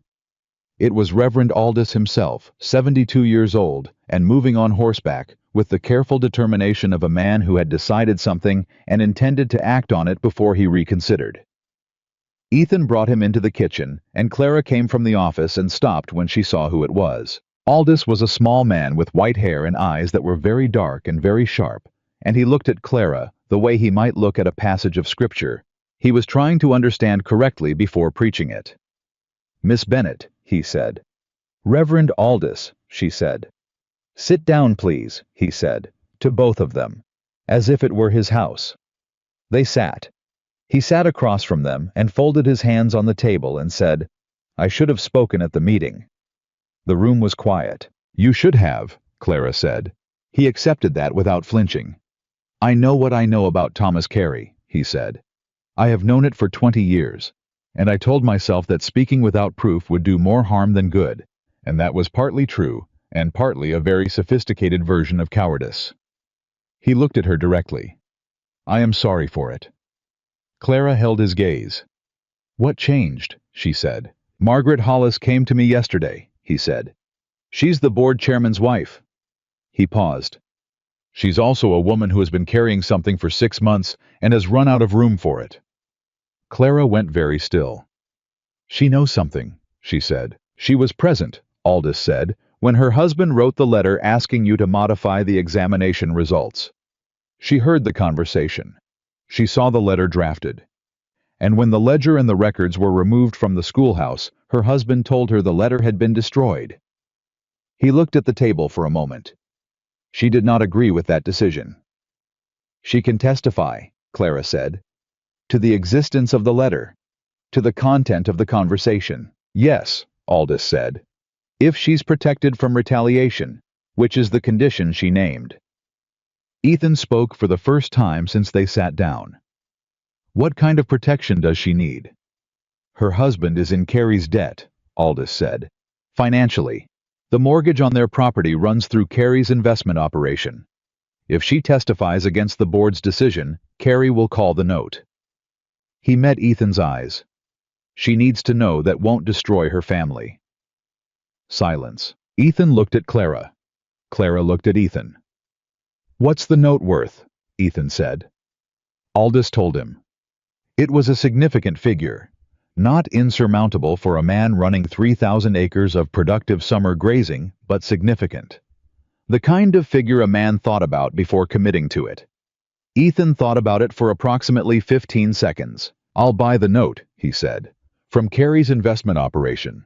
It's a legitimate financial instrument. He can't refuse a reasonable offer without cause. I'll hold it at the current terms and give Margaret Hollis's husband a written agreement that I have no intention of calling it early." He paused. "In exchange for her testimony." Clara stared at him. "Ethan," she said. "It's a land case," he said. "The water rights question is worth more than the note. If Graves gets the injunction and we win in Cheyenne, Carey's attempt to take the creek will cost him far more than what I'm spending on the note." He said it practically without drama, but she heard something under the practicality that was not entirely practical. Aldous was watching them both. His sharp dark eyes moved between them once and then settled. "I'll go back to Margaret tonight," he said. "I believe she'll agree." "Tell her she has my word," Ethan said. "In writing if she needs it." Aldous stood. He looked at Clara again, that same careful, calibrating look. "Miss Bennett," he said, "I have been in this valley for 40 years. I've watched Thomas Carey build what he has by finding the weakest point in whatever stood in his way and pressing there until it gave." He paused. "I don't believe he has found your weakest point yet, and I suspect he's beginning to understand that." He nodded to Ethan, put his hat on, and let himself out. The kitchen was very quiet. Clara looked at the table. She felt something enormous trying to happen in her chest and was managing it with everything she had. "You didn't have to offer the note," she said. "I know," he said. She stopped. "That's a significant amount of money, Ethan. For someone you've known 3 weeks." 13 days, he said. She looked at him. "I know exactly how long," he said. It was very quiet. It was not a declaration of anything. He was not that kind of man, and they were not in that kind of moment, and both of them understood that. But it was something. A small, precise, deliberate something. She held his gaze for 3 seconds. Then she looked at the table. "Margaret Hollis will agree," she said. "She's been holding that for 6 months. She'll agree." "Yes," he said. "And Graves files for the injunction. Next week if we move fast." "We'll move fast," she said. He nodded and got up to send a message to Graves. She sat at the table alone for a moment and pressed her hand flat against the wood and breathed. 13 days. Carey moved the night before Graves was due to arrive. Clara woke to the sound of shouting and was out of bed and at the window before she was fully conscious. She saw light orange light, the wrong color, coming from the direction of the north barn. Fire. She was dressed in 40 seconds and in the hallway in 45, and Ethan was already past her, moving at a dead run for the door. She ran after him. The north barn was burning. Not the whole structure, not yet, but the east wall had caught, and the hay stored against it was going fast, and the horses inside were screaming in a way that was nothing like any other sound an animal made. Pure terror, and the hands were running from the bunkhouse, and Pete Garland was already at the barn door trying to get it open. She ran to Pete. "Get back," he said. "I'm not leaving," she said. "What do you need?" He looked at her for 1 second, assessing, not dismissing, and said, "Water line from the well. The pump handle's stiff. You're going to have to work it hard." She went to the pump and worked it. It was not graceful work. The handle was iron and heavy, and the resistance was real, and her arms were not arms accustomed to this kind of labor. But she worked it, and the water came, and Pete got the bucket line running within 3 minutes, the hands forming up with the automatic efficiency of men who had trained for exactly this, without knowing they were training for it. Ethan was inside the barn. She knew it because she saw him go in, and she did not see him come out, and every second he was in there with the fire spreading on the east wall was a second she was counting without meaning to count it. The horses came out, 3 of them, then a fourth, whites of their eyes showing, moving with the frantic energy of animals that had been genuinely terrified, and Pete and another hand caught their leads and got them to the far fence, and she kept working the pump and counting, and counting. And then Ethan came out. He was carrying something, not a horse, but something from the tack room, a box, and she didn't understand why until later, when she found out that the box contained the original land deed and the water rights documentation that he kept in the barn office. Documents that could not be replaced, and that Carey's people, if they had set the fire, would have known were there. He was out, but his left arm was wrong. She saw it as he walked back toward the bucket line, The way he held it slightly too close to his body, the way he wasn't using it. She had never seen him not use both hands for work, and the absence of it hit her with a physical force she hadn't anticipated. She left the pump, another hand took it without being asked, and went to him. "Your arm," she said. "It's fine," he said. "Show me your arm, Ethan." He turned to look at her. In the orange light of the burning wall, his face was something she would remember for a long time. The control he was maintaining, the absolute refusal to prioritize himself, while there was still a barn fire and horses loose, the slight brightness in his gray-green eyes that she was almost certain he didn't know was there. He showed her his arm. The burn ran from his wrist to the middle of his forearm. Not deep, she didn't think it was deep, but it was real, and it needed attention, and he was going to ignore it indefinitely if she didn't intervene. "Come with me," she said. "The barn is being handled," she said, "by 8 men who know what they're doing. Come with me." He looked at the barn, then he looked at her. He came with her. She brought him to the kitchen and found the medical tin she had located in her first week and never expected to use. She sat him at the table, and he sat without argument, which told her the arm hurt more than he was willing to say. She worked on it carefully, cleaning the burn and applying what the tin had to offer, and he sat and didn't move and didn't make a sound. "Who do you think said it?" she said. Working as she talked, keeping her voice level. "Carrie's people," he said. "Or men hired by Carrie's people. There'll be no way to prove it." "The timing," she said. "Night before Graves arrives." "Yes. He knows about Graves. Someone told him." His voice was flat. "The letter went through the Cheyenne Post, not Harlow. But Graves has an office people who talk." He paused. "Or Aldis's visit was watched." "Is this going to stop him?" she said. "The fire. If it was meant to intimidate you into pulling the filing." "No," he said. She looked up from the burn. "No," he said again. "It doesn't stop anything. It tells me he's scared. Men who aren't scared don't burn barns." She held his gaze for a moment. "It could have been worse," she said, carefully. "I know," he said. "If the horses—" "I know Clara." The sound of her name in his voice in this kitchen at this hour was a thing she registered and set aside, because this was not the moment for it, and she understood that, and she believed he understood it too. "The box you carried out," she said. "The documents." "In the front room," he said.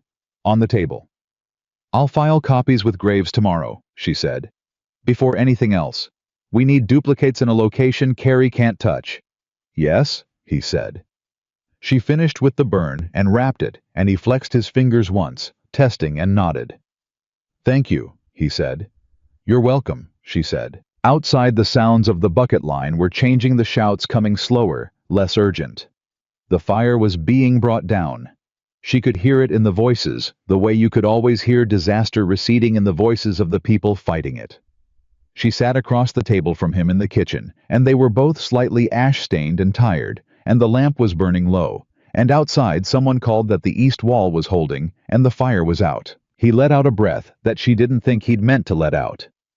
It was a small, involuntary thing, and it was the most unguarded she had seen him. She looked at the table. "Aldis was right," she said. "About what?" he said. "That Carrie hasn't found our weakest point." She paused. "He keeps looking in the wrong place. He thinks the weak point is the operation, the cattle, the barn, the water. Something physical he can damage or threaten." She looked at Ethan. "But the case doesn't live in the barn. It lives in what Graves is filing tomorrow, and what Margaret Hollis is willing to say, and what the judge in Cheyenne will see when he reads 40 pages of documented pattern." She paused. "He's been burning the wrong things." Ethan looked at her. "He figured that out tonight," he said quietly. "Burning the barn wasn't about the barn. It was a message." "I know," she said. "Which means the next move is something different," he said. "Something he hasn't tried yet." She met his eyes. "Then we make sure Graves files in the morning," she said.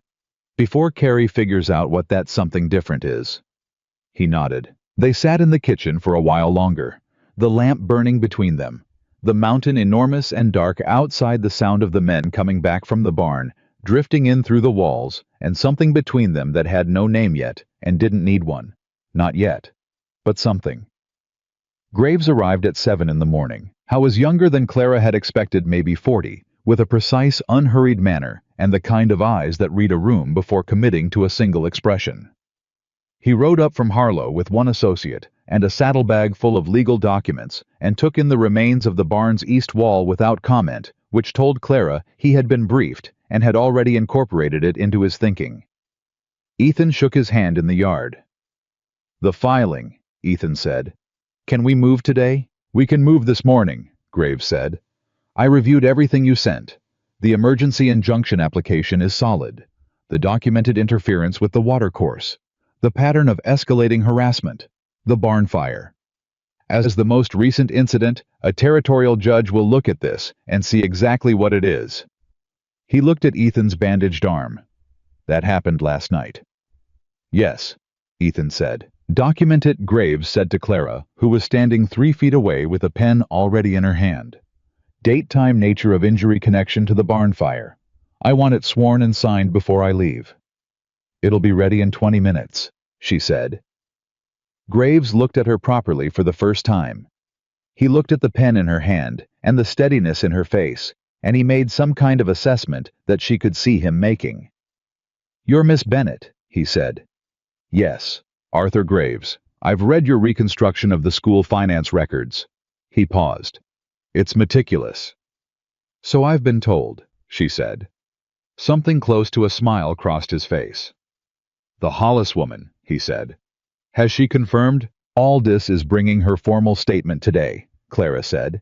"She'll testify to the existence of the letter requesting falsification of examination results, to the conversation she witnessed, and to the subsequent destruction of that letter by her husband on Carrie's direction." "That's conspiracy to obstruct," Graves said. It came out flat, and certain the voice of a man identifying something familiar. "The destruction of the letter. If Carrie directed it, that's not just civil misconduct, that's a criminal matter." The yard was quiet for a moment. "Can you use it?" Ethan said. "I can use it to apply pressure we haven't had yet," Graves said. "Criminal referral changes what Carrie is defending against. He's been playing this as a land dispute with a harassment dimension. If the letter destruction becomes a criminal referral, his attorney's calculus changes entirely." He looked at them both. "Let me see everything, all of it. We start in an hour." They went inside. The next 3 hours were the most concentrated work Clara had done since she arrived at the Ridge, which was saying something. She sat across from Graves at the office desk, while his associate took notes, and they went through the entire case. Case from the beginning. Every document, every date, every witness, every gap, where she had reconstruction instead of physical evidence, and needed to be precise about what that meant legally. Graves was fast. He asked questions like a man clearing brush, purposeful, no wasted motion. He did not ask the same question twice. Ethan sat in the corner. He did not speak much, but he was present in the way he was always present, fully, quietly paying attention to everything. At one point, Graves looked up from the reconstruction and said, "Miss Bennett, the original letter from the board chairman, the one that was removed from the schoolhouse." "Yes," she said. "Did you make a copy?" The room was completely still. "I made a copy," she said. Ethan looked at her. "In February, she said. "When I received it. I made a handwritten copy before I filed the original, and I kept the copy in a separate location. Not in the schoolhouse." She paused. "In a tin box I boarded with the laundry woman on the east side of Harlow. Mrs. Fenwick. She has no connection to Carrie or the school board. She didn't know what she was keeping." Graves set down his pen. "You have a copy of the letter," he said. "A handwritten transcription," she said. "In my own hand, with a notation of the date I received the original and the date I made the copy." She looked at him directly. "It won't have the same evidentiary weight as the original, but combined with Margaret Hollis's testimony, confirming the letter existed and describing its content, which my transcription matches precisely, it establishes the substance."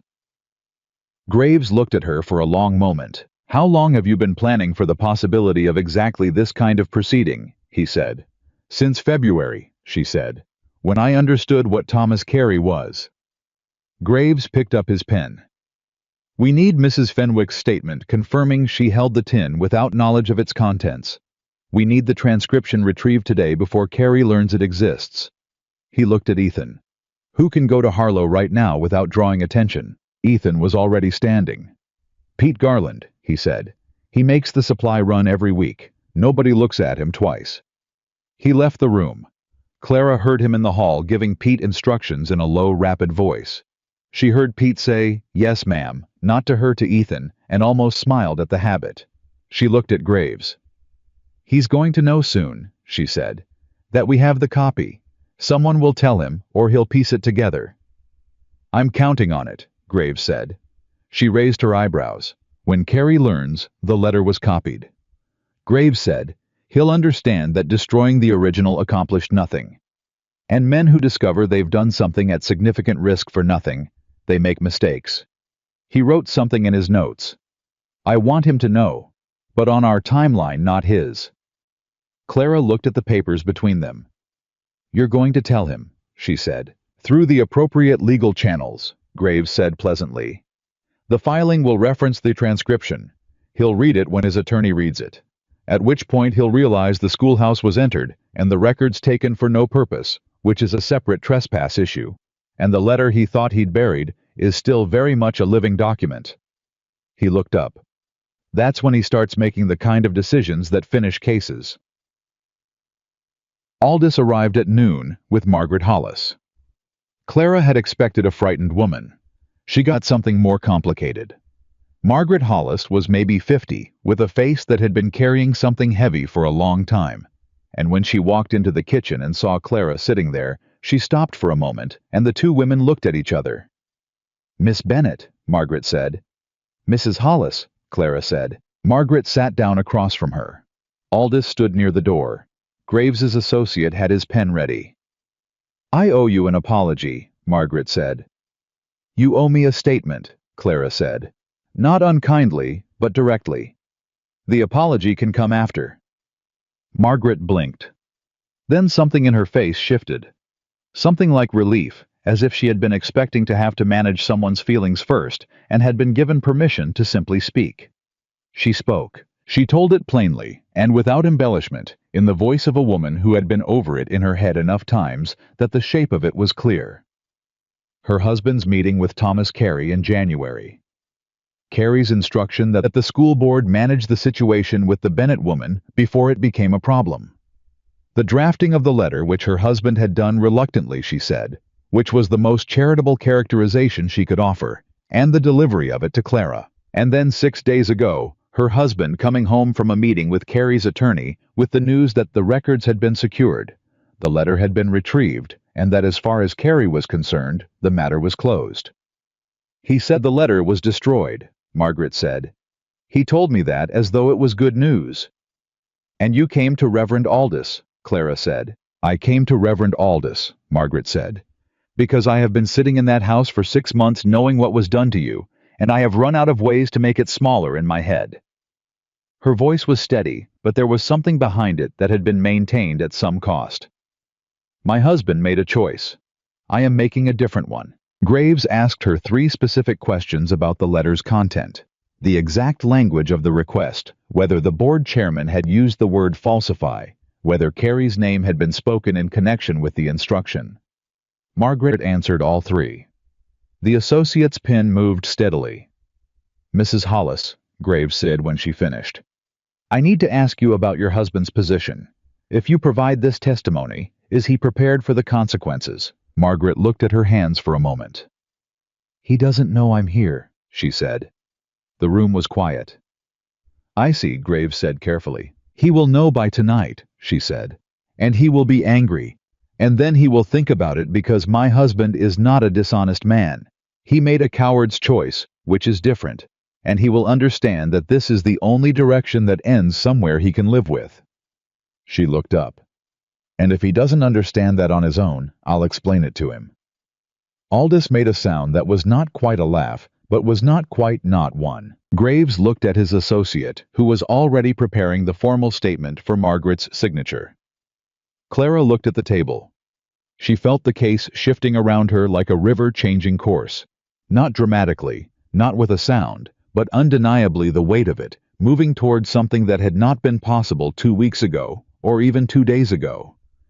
She thought about Ethan, who had bought a mortgage note to make this moment possible. She thought about Pete Garland, currently riding into Harlow for a tin box from a laundrywoman's shelf.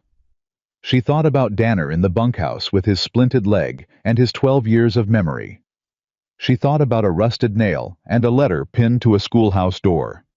She thought about the road east to Cartwell and the 9 miles she had not had to walk. Margaret Hollis signed her statement at 12:47 in the afternoon. Pete came back at 3. He came back fast, which was not his usual pace, and when he came through the door, he had the tin box under his arm and an expression that said something had happened on the road. "What?" Ethan said. "Carrie's men," Pete said. "On the road south. The same one who came up here 2 weeks ago with the inquiry. He was coming north." "Coming here," Ethan said. "I don't know," Pete said. "I passed him going the other way. He looked at me. I kept moving." He held out the tin. "Mrs. Fenwick sent this without asking questions. She's a good woman." Clara took the tin and opened it. The transcription was there. 3 pages in her own hand precisely dated the content of the board chairman's letter, reproduced word for word from memory, and her memory for written words was exact.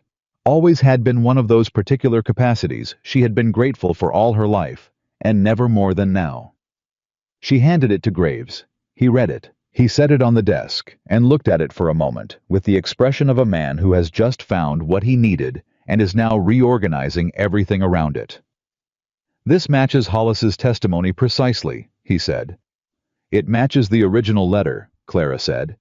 "Because I read it 3 times before I copied it. It's enough," Graves said. "Combined with the statement, the reconstruction, the water rights documentation, and the documented incidents, it's enough." He looked at Ethan. "I'll have the injunction filing ready for tomorrow morning. I'll ride to the district court in Millhaven and file in person. Electronic notice goes to Carrie's attorney of record within 24 hours of filing." "And the criminal referral," Clara said. "I'll include a formal referral to the Territorial Attorney's Office regarding the destruction of evidence and the conspiracy to obstruct," Graves said. "That's a separate track. It moves slower, but it changes what Carrie's attorney tells him about his exposure." Ethan looked at Clara. She looked back at him. Something passed between them. Not words, not anything that required words, just the particular recognition of 2 people who have been fighting in the same direction and have just seen the thing they were fighting toward come into range. Then Ethan looked at Graves. "What do we do tonight?" he said. "Tonight," Graves said, "you do nothing. You let the filing do its work. You document anything that happens, anything at all, and you do not engage Carrie's people under any circumstances." He paused. "The next move is mine, and it moves in court."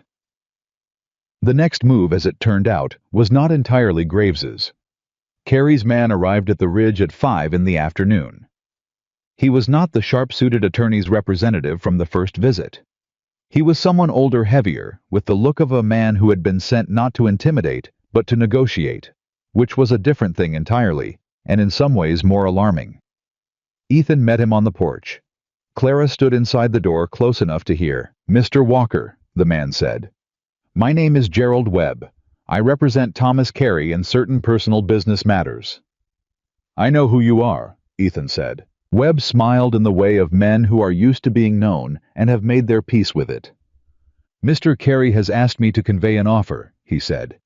"He's prepared to withdraw all complaints against Miss Bennett in front of the school board. Full reinstatement to her position.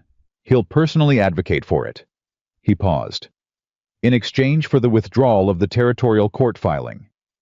Ethan was quiet. Clara inside the door felt something cold and precise settle over her. She had expected something like this. She had not expected it to come before the filing was even submitted. "He got word of the filing," she said low to herself. Graves, standing 3 feet away, heard her. "Faster than I expected," he said quietly. "Which means he has someone in the district court office." He paused. "Which is also information." Outside, Ethan said, Tell me more about the offer, Mr. Webb. Webb smoothed his coat. The water rights question, Mr. Walker. Mr. Carey is prepared to revise his position. He would accept the current boundary. The creek stays in your operation. The East Channel, the diversion. He'll restore it at his own expense and put it in writing. Still, Ethan said nothing. Webb shifted his weight slightly. Mr. Carey is a practical man. He's prepared to accept that this particular matter has been more costly than he anticipated, and he's prepared to draw a line under it. What about the barn? Ethan said. Webb blinked. I'm sorry. My barn, Ethan said. The east wall. The fire that started the night before the attorney I retained arrived. He let that sit for a moment. I can't prove Carey's people set it. But Mr. Carey is a practical man, as you say. Practically speaking, it needs to be rebuilt. Webb was very still. I'll convey that to Mr. Carey, he said carefully. You do that, Ethan said.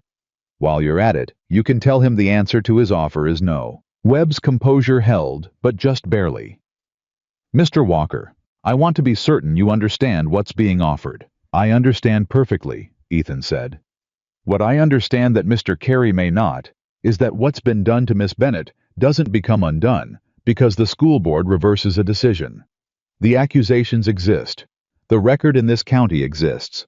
Walking back the formal charges doesn't repair that. His voice was flat and completely certain. The only thing that repairs it is the truth being formally established. In a court. In a record that can't be quietly revised later. Webb looked at him for a long moment. This will be expensive, he said. It was not a threat. It was, Clara thought, almost a warning, one man telling another man something he thought he should know. Yes, Ethan said. It will. Webb left. Ethan came inside. He looked at Graves. He sent a personal representative, he said, before the filing is submitted, because he knows the filing is strong, Graves said. This offer was the last off-ramp before the territorial court makes it a public record. He looked at them both. He won't offer again. From this point it goes to the court and he fights or he settles on our terms, not his. Clara said, he'll fight. Yes, Graves said. He will. Then so will we, she said. That night was the quietest night the Ridge had had since Clara arrived. Graves and his associate were in the bunkhouse reviewing the final filing documents. Danner had gone to bed early. Amos had left supper on the stove and done the same. Clara was at the office desk not working. The work was done, or done enough, but sitting with a cup of tea that was cooling, and the window cracked, and the mountain air coming in with its particular quality of being simply itself, indifferent and clean and enormous. She heard Ethan's boots in the hall, and then he was in the doorway. He looked at her without speaking for a moment. You should sleep, he said. I will, she said. Not quite yet. He came in and leaned against the wall across from the desk, arms folded, which was a posture she had seen him take when he was thinking rather than doing. How are you? He said. It was a simple question, not a courtesy question, a real one. She could tell the difference. She thought about it honestly. I'm afraid, she said. Not of what happens in court. I think we have what we need. I'm afraid of what comes after. Whether Harlow, whether the people there, whether it matters what the court says. Some things get decided in a courtroom and people still believe what they decided to believe. He nodded. That's true, he said. Some people will. You're not going to tell me it'll all be fine, she said. No, he said. I'm not. She looked at her tea. That's one of the things She stopped. What? He said. She looked up at him. The lamp made his face all plains and shadow. The same face she had looked at from the back of a horse on a hot road, the face of a man who had stopped when he didn't have to. You don't offer things you can't give, she said. Most people offer comfort in the shape of certainty. You don't. He was quiet. I reckon that's not always a virtue, he said. It is, she said. To me. She paused. I had a life I built carefully. I knew what was in it, and what I could count on, and what I was doing it for. Carey took most of it. She held his gaze. I'm not certain yet what I'm building now, but I know what I've seen in the past 3 weeks. What kind of people are in this house? What kind of place this is?" She paused. "What kind of man?" The room was very still. He pushed off the wall and crossed to the desk and stood in front of it, not far but close, and looked at her with the full, direct, unhurried attention that was his particular quality. "Clara," he said. "I know," she said. "It's not the moment." "No," he said. "It's not." "After," she said. "After," he agreed. He looked at her for one more moment. Then he reached out and briefly, deliberately covered her hand where it rested on the desk. Not a romantic gesture, or not only that, but a human one.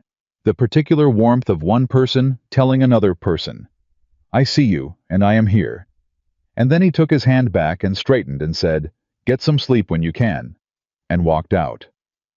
She sat with her hand warm on the desk for a long time. Outside, the mountain did what it always did, existed, enormous and patient, indifferent to the small human proceedings at its feet.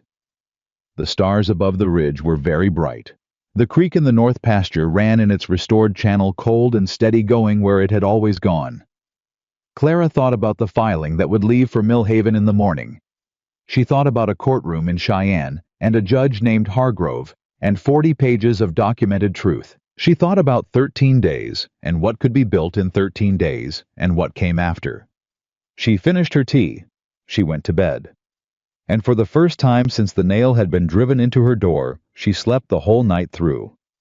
Graves rode out at first light. Clara stood on the porch and watched him go, his associate beside him, the two of them carrying everything they had built in the past 36 hours down the mountain toward Millhaven and the district court. She watched until they were gone around the first curve in the road, and then she stood there a moment longer in the cool morning air, listening to the creek running in the north pasture. And she thought about what it meant to have done everything you could do and then have to wait for the world to respond. She had never been good at waiting.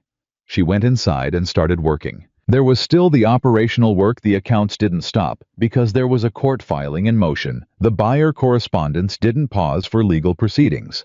The grazing rotation records needed updating. She worked through the morning with the focused efficiency she had developed over 3 weeks at this desk. And she was halfway through reconciling the July feed accounts when Pete knocked on the doorframe at 9:30. "Writer from Harlow," he said. She looked up. "Carrie's." "No, ma'am. It's the postmaster." That was unexpected.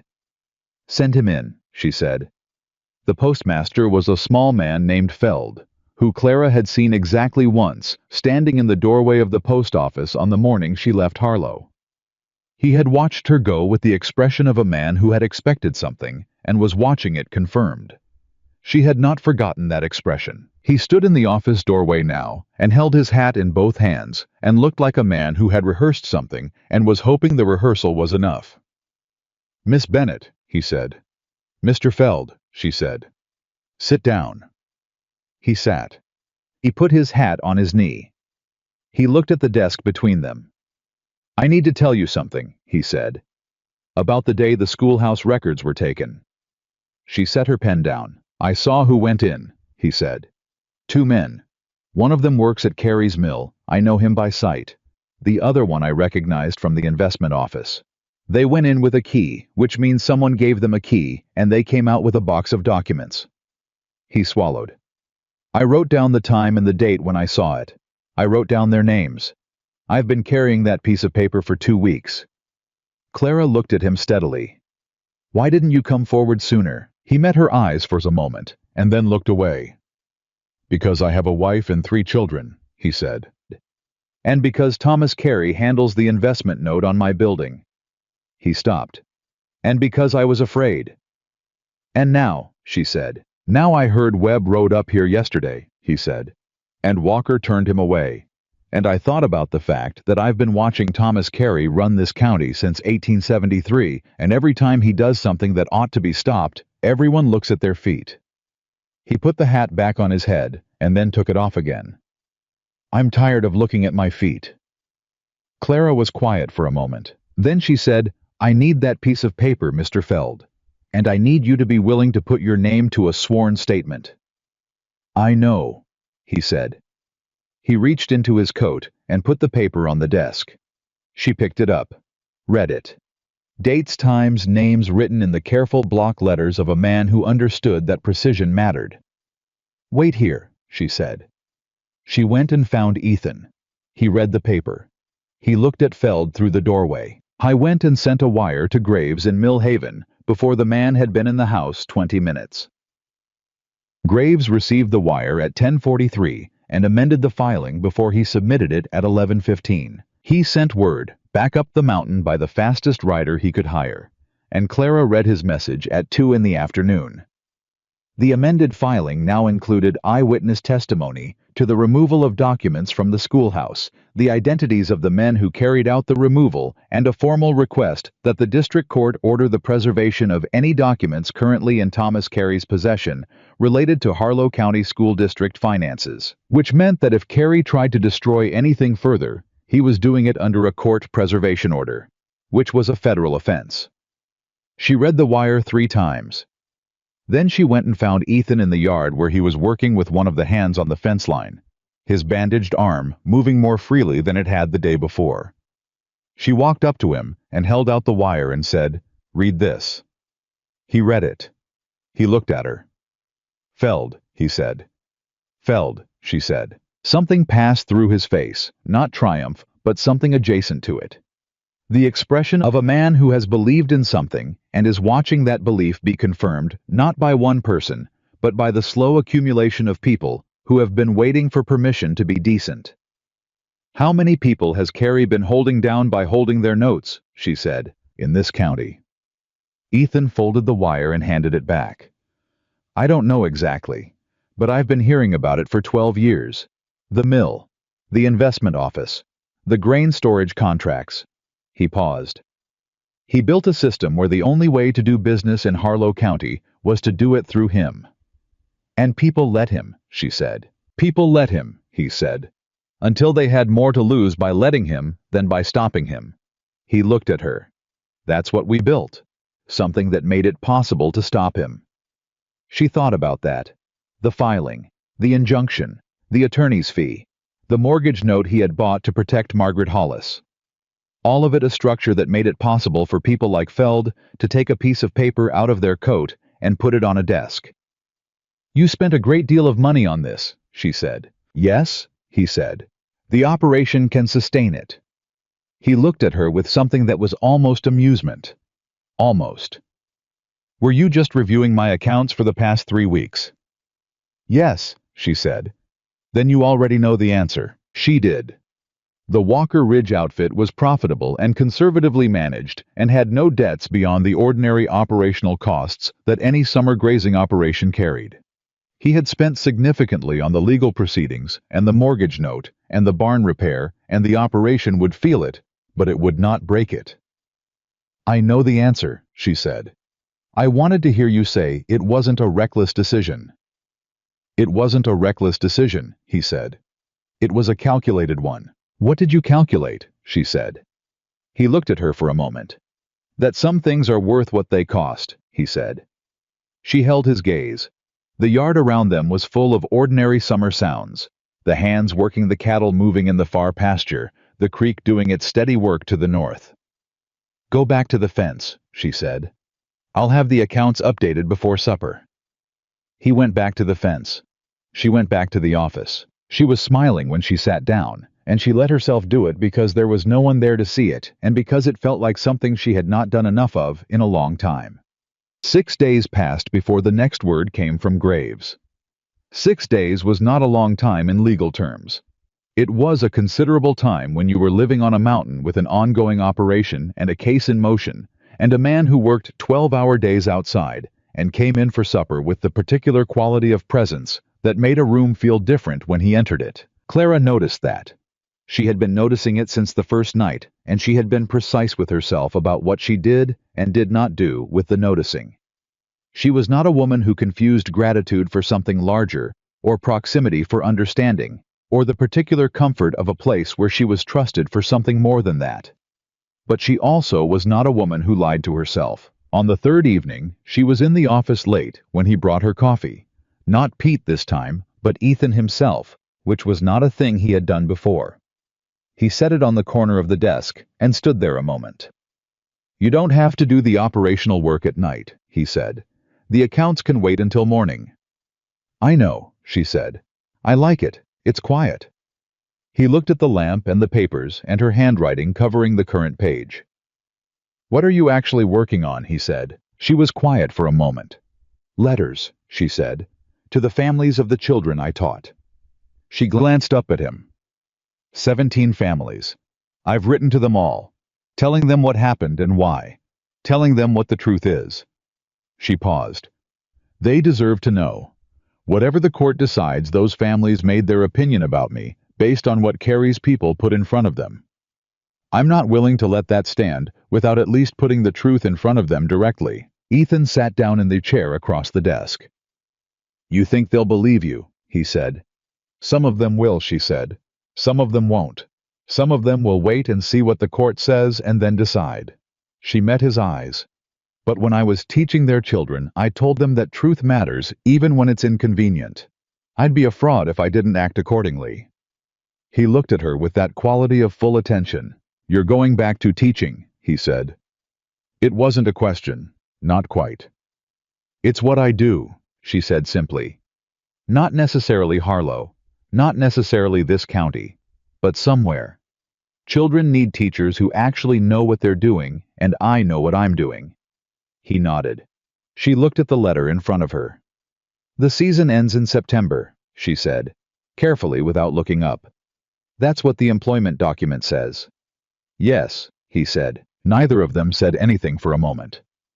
"That's 6 weeks away," she said. "Clara," he said. She looked up. "We said after," he said. "I know," she said. "I wasn't—" She stopped. "I was just noting the calendar." "I know what you were doing," he said. And there was something in his voice, quiet and certain and unhurried, that told her he was not troubled by the question of what came after. That he had his own accounting of it, and was not alarmed by what the figures showed. She looked at him for a long moment. "After," she said. "After," he said. He stood and went out, and she went back to her letters, and she wrote until the lamp burned low, and the mountain night was at its deepest and stillest, and she felt something in her chest that was not the tight wound thing it had been for months, but something else, something that had more room in it, more air, more of the future in it than the past. Graves's letter arrived on the 7th morning. It was long and precise, and Clara read it standing at the office window, not sitting down, which was how she read things that mattered. The emergency injunction had been granted. Thomas Carey was ordered to cease all interference with the natural watercourse known as Walker Creek, to restore any diverted flow at his own expense, and to preserve all documents in his possession related to the Harlow County School District and to Clara Bennett's employment therein, pending the full territorial court hearing scheduled for the 14th of September in Cheyenne. Additionally, the Territorial Attorney's Office had received Graves's criminal referral and had opened a preliminary inquiry into the destruction of evidence. The 2 men Feld had identified entering the schoolhouse were named in the inquiry. The board chairman, whose name was written in the referral with the same flat precision Graves applied to everything, had retained his own attorney the previous day. And Thomas Carey, according to Graves's last paragraph, had been advised by his attorney that the position he was in was considerably more exposed than he had understood it to be in June, and that the most prudent course of action was to discuss settlement terms before the September hearing made everything a matter of permanent public record. Clara set the letter on the desk. She sat down. She sat there for what was probably 2 minutes, though it felt both shorter and longer than that, and she let herself understand what the paper in front of her meant. Not just the legal mechanics of it, she understood those clearly, but the weight of it. 6 months of carrying something alone. 3 weeks of building something with people who had chosen to build it with her. An entire county's machinery deployed against her, and the machinery had not won. She picked the letter up and walked out of the office. Ethan was at the kitchen table with a cup of coffee and the grazing rotation schedule, which he studied in the mornings before going out. He looked up when she came in. She set Graves's letter in front of him. He read it. He read it all the way through every paragraph without rushing. She watched his face while he read. When he finished, he set it down. The injunction, he said. Yes, she said. Carrie's attorney is discussing settlement. Yes. He was quiet for a moment. It's not over, he said. No, she said. September is still the hearing, and the criminal inquiry is separate and slower. And even if Carrie settles, the record in this county doesn't change overnight. She paused. But the injunction is formal and public, and it means he has to stop. Right now, today, he has to stop. And everything that comes after has to happen with that fact in place. Ethan looked at the letter. Danner, he said. He should see it, she agreed. Ethan went to the bunkhouse door and called for Danner. He came in on his crutch slower than usual because the morning was cold, and he sat at the table and read the letter, and when he finished he said, which was the most emphatic sound she had heard from him. He's going to settle, Danner said. Graves thinks so, Clara said. Graves is right. Carrie's been in this county for 30 years by being the smartest man in the room. The minute he's not the smartest man in the room, he cuts his losses and recalculates. He looked at Clara. He'll give you the reinstatement. He'll give you the formal clearing of the record. He might even make the school board issue a public statement if Graves pushes for it. I don't want the reinstatement, Clara said. Both men looked at her. I don't want to go back to a school board that had me removed at Thomas Carey's direction, she said. Whatever a settlement says, I know what those men did. I know what they would do again if the circumstance was convenient. She looked at the letter. What I want is the public record cleared, the accusations formally withdrawn, and I want the full territorial court hearing to proceed, regardless of whether Carey settles on the land and water question. You want the criminal inquiry to continue, Ethan said. I want the truth on record, she said, in a court, where it can't be quietly revised. Ethan looked at her. I'll write to Graves this morning, he said. Those are the terms. The response from Carey's attorney came 8 days later. It was not a capitulation. Lawyers never wrote capitulations. They wrote conditional frameworks for mutually agreed resolution, but it was in substance everything. Carey would accept the permanent injunction on the water rights. Walker Creek would remain in the Walker operation in perpetuity, documented and recorded with the Territorial Land Office. Carey would withdraw all complaints against Clara Bennett, would direct the school board to issue a formal statement clearing her record, and would make no further claims against her reputation or employment in any county in the territory. The barn reconstruction would be funded by an anonymous donation to a county infrastructure account, which everyone understood perfectly, and the criminal inquiry, which Carey's attorney had attempted to have included in the settlement, and which Graves had flatly refused, would proceed on its own track, independent of any civil settlement. The board chairman had already provided a statement to the territorial attorney's office. The two men Feld had identified had also provided statements under the particular motivation of men who had been told clearly what their exposure was. Thomas Carey himself had not yet provided a statement. Graves wrote that he expected that situation to change.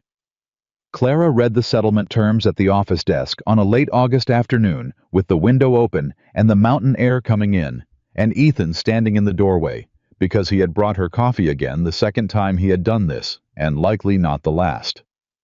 He accepted all our terms, she said. Yes, Ethan said. He fought everything for 6 months and then accepted every term. When you're no longer the smartest man in the room, Ethan said, you cut your losses and recalculate. She looked up at him. You've been talking to Danner. I've been talking to Danner for 9 years, he said. Some of it sticks. She felt the laugh come before she could choose to produce it, or not a real one. Genuine, the kind she had not had in a long time. He heard it, and his face did the thing it did, the small particular thing, the adjustment that was not quite a smile, but was in the same family as one. She looked at the settlement document. It's over, she said. And then more quietly, it's over. The court hearing's still September, he said. I know, but this... She touched the document. This is the part where he admits he lost.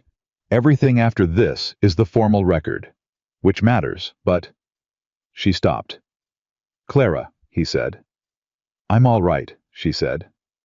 I'm more than all right. I just need a moment. He came in and sat across the desk Danner's chair, the chair she had come to think of as the chair where people sat when they had something real to say, and he folded his hands on the desk and waited.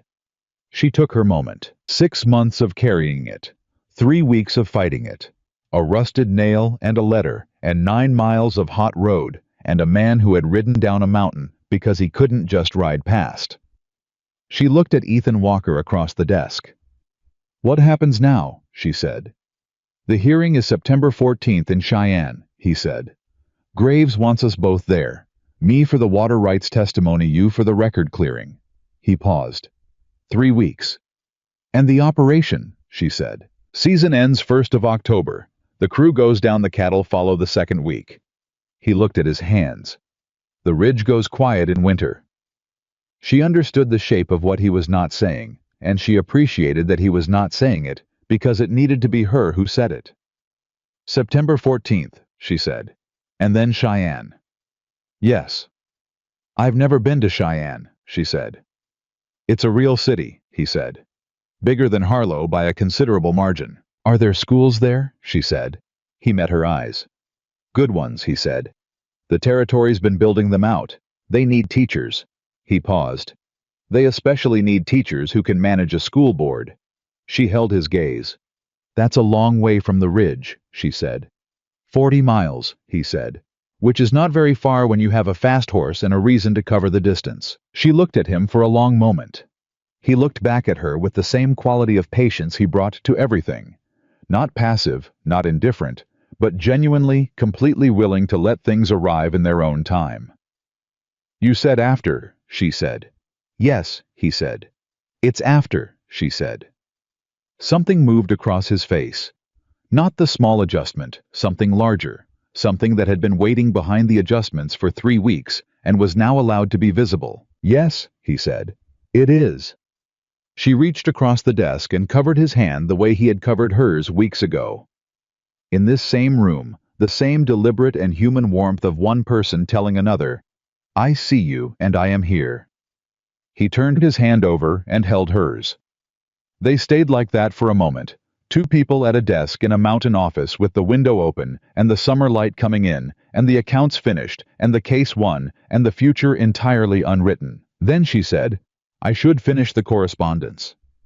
"You should," he said. But neither of them moved for a little while longer. September 14th came with clear skies and Cheyenne ahead of them, and Graves waiting on the courthouse steps, with the precise, unhurried manner that Clara had come to associate with men who knew the weight of what they were carrying and did not need to perform it. The hearing lasted 4 hours. Judge Hargrove was 60 years old and had been sitting the territorial bench for 15 of them, and he had, as Graves had predicted, read the filing and seen exactly what it was. He asked his questions without theater, listened to the answers with complete attention, and made his rulings at the close of the hearing with the directness of a man who had no interest in ambiguity. The water rights injunction was made permanent.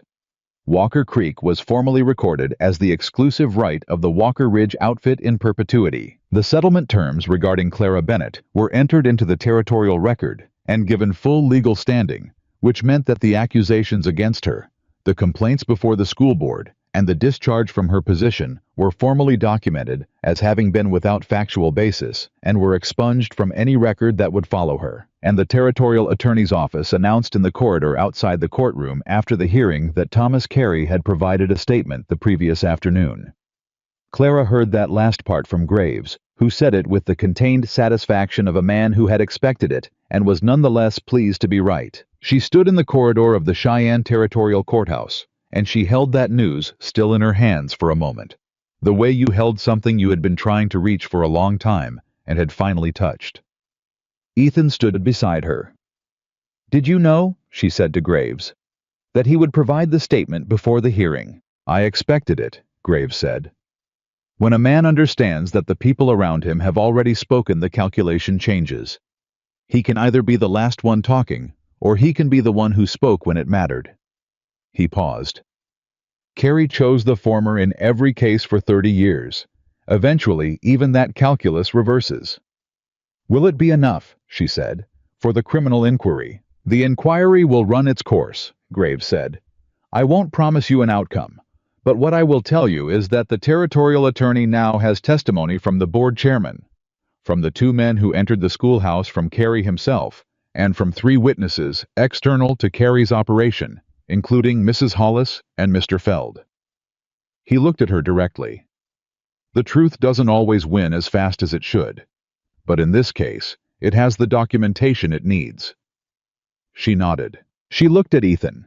He was watching her with the quiet, unhurried attention she had spent 3 weeks learning to read, and what she read in it now was something simple and clear. A man who had brought her this far, and was interested in what came next, and was not in a hurry, and was not going anywhere. "Let's go home," she said. He tilted his head slightly. The question in the tilt was gentle, not pointed. "The ridge," she said. "For now." "For now," he agreed.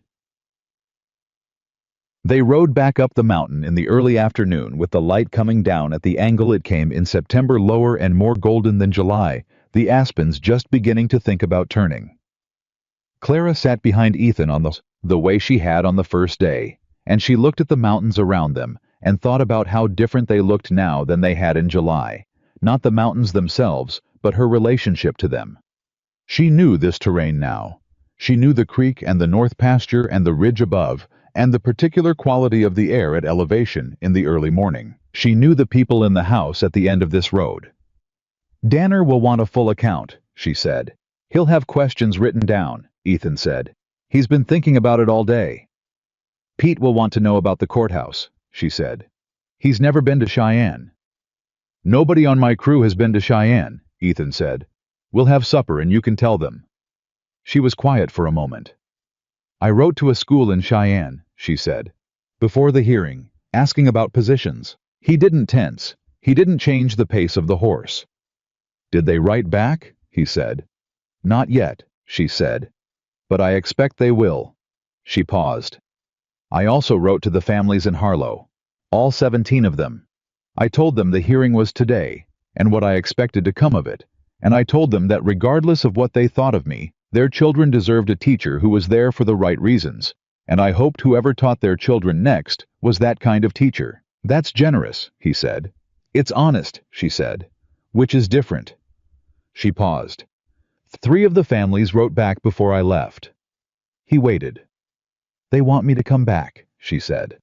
"Not to the county school to teach their children privately. A small thing. 4 children between 3 families." She felt something move in her throat. "They said their children asked after me." The horse moved beneath them, steady on the climbing road. "Clara," Ethan said. "I'm not going to cry," she said. "I know," he said. She was quiet for the rest of the climb, and he let her be quiet. And the mountain did what it always did, existed enormous and patient, holding everything at its feet with the same impartial permanence it had held for 10,000 years before any of them arrived, and would hold for 10,000 after they were gone. But the creek ran in its channel. The grass in the north pasture was thick from a full season's water. The barn's east wall was rebuilt, and the wood was new and clean against the older timber. Some things changed by human hands stayed changed. Supper that night was louder than usual. Pete wanted every detail of Cheyenne and asked 3 follow-up questions for every answer. Danner had indeed written his questions down and worked through them in order, and Amos produced a meal that was better than the occasion strictly required, which was his way of marking something important. Aldous had sent a note that arrived while they were gone, and Clara read it aloud at the table because it was addressed to everyone at the Ridge, which she thought was exactly right. It said, "What was done in Harlow was not done in my county's name, though it was done in my county. What has been undone is, I am grateful to every person at that table." Pete looked at the note. "Is that the preacher?" he said. "Yes," Clara said. "He writes well," Pete said with the admiring tone of someone encountering a skill they didn't possess and were glad existed in the world. "Yes," Clara said. "He does." Later, when the table was cleared and Danner had gone to bed, and Pete and the other hands had drifted back to the bunkhouse, and Amos had done his cleaning and gone, Clara and Ethan were the last 2 in the kitchen. The lamp was low. The window was dark. Outside, the first September cold had arrived, the mountain announcing the end of summer with the particular clarity of altitude. "I'm going to stay through October," she said. "I know," he said. "The accounts need to be closed out properly for the season, and the end-of-season correspondence with the buyers." Holbrook confirmed the fall contract, and there are 2 new buyers Danner brought in that need formal relationship letters. "Yes," he said. "After October." She stopped. "Clara," he said. She looked at him. "You don't have to account for it," he said. "Not to me. Whatever you decide and wherever you go, you don't owe me an accounting." He held her gaze. "I told you it was after. It's after. What I feel about that doesn't put conditions on your life." She felt something enormous and quiet happen in her chest. "I know that," she said. That's part of it, Ethan. That's part of what I—" She stopped again. She was not usually a woman who couldn't find words. She found that she did not mind here with him. "40 miles isn't far," she said, "when there's a reason to cover the distance." He looked at her with everything he was. The man who had built something alone out of mountain land, who did not talk about it as an accomplishment, but simply as a fact, who had ridden down into a town because he couldn't just ride past, who had bought a mortgage note and hired an attorney and covered her hand with his in a lamplit office and said 13 days with a precision that meant everything. "No," he said. "It's not." She reached across the table and took his hand properly. This time, not briefly, not as a gesture, just held it the way 2 people hold each other's hands when they have been through something together and are standing at the beginning of something else. He held hers back. Outside, the mountain stood enormous and dark and patient. In the September night, its peaks invisible in the dark, its presence absolute and indifferent and permanent. Below it, the creek ran cold and clear in its proper channel. The cattle moved in the north pasture.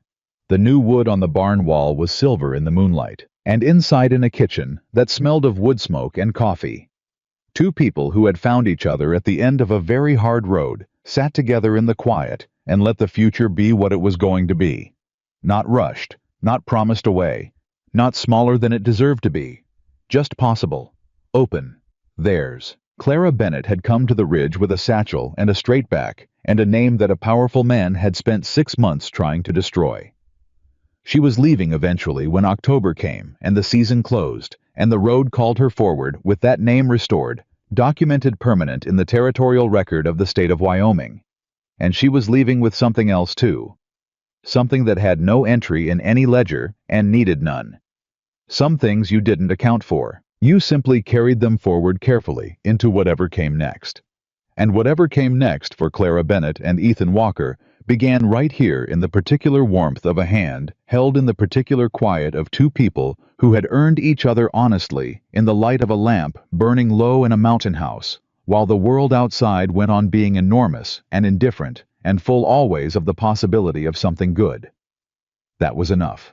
That was more than enough. That was everything.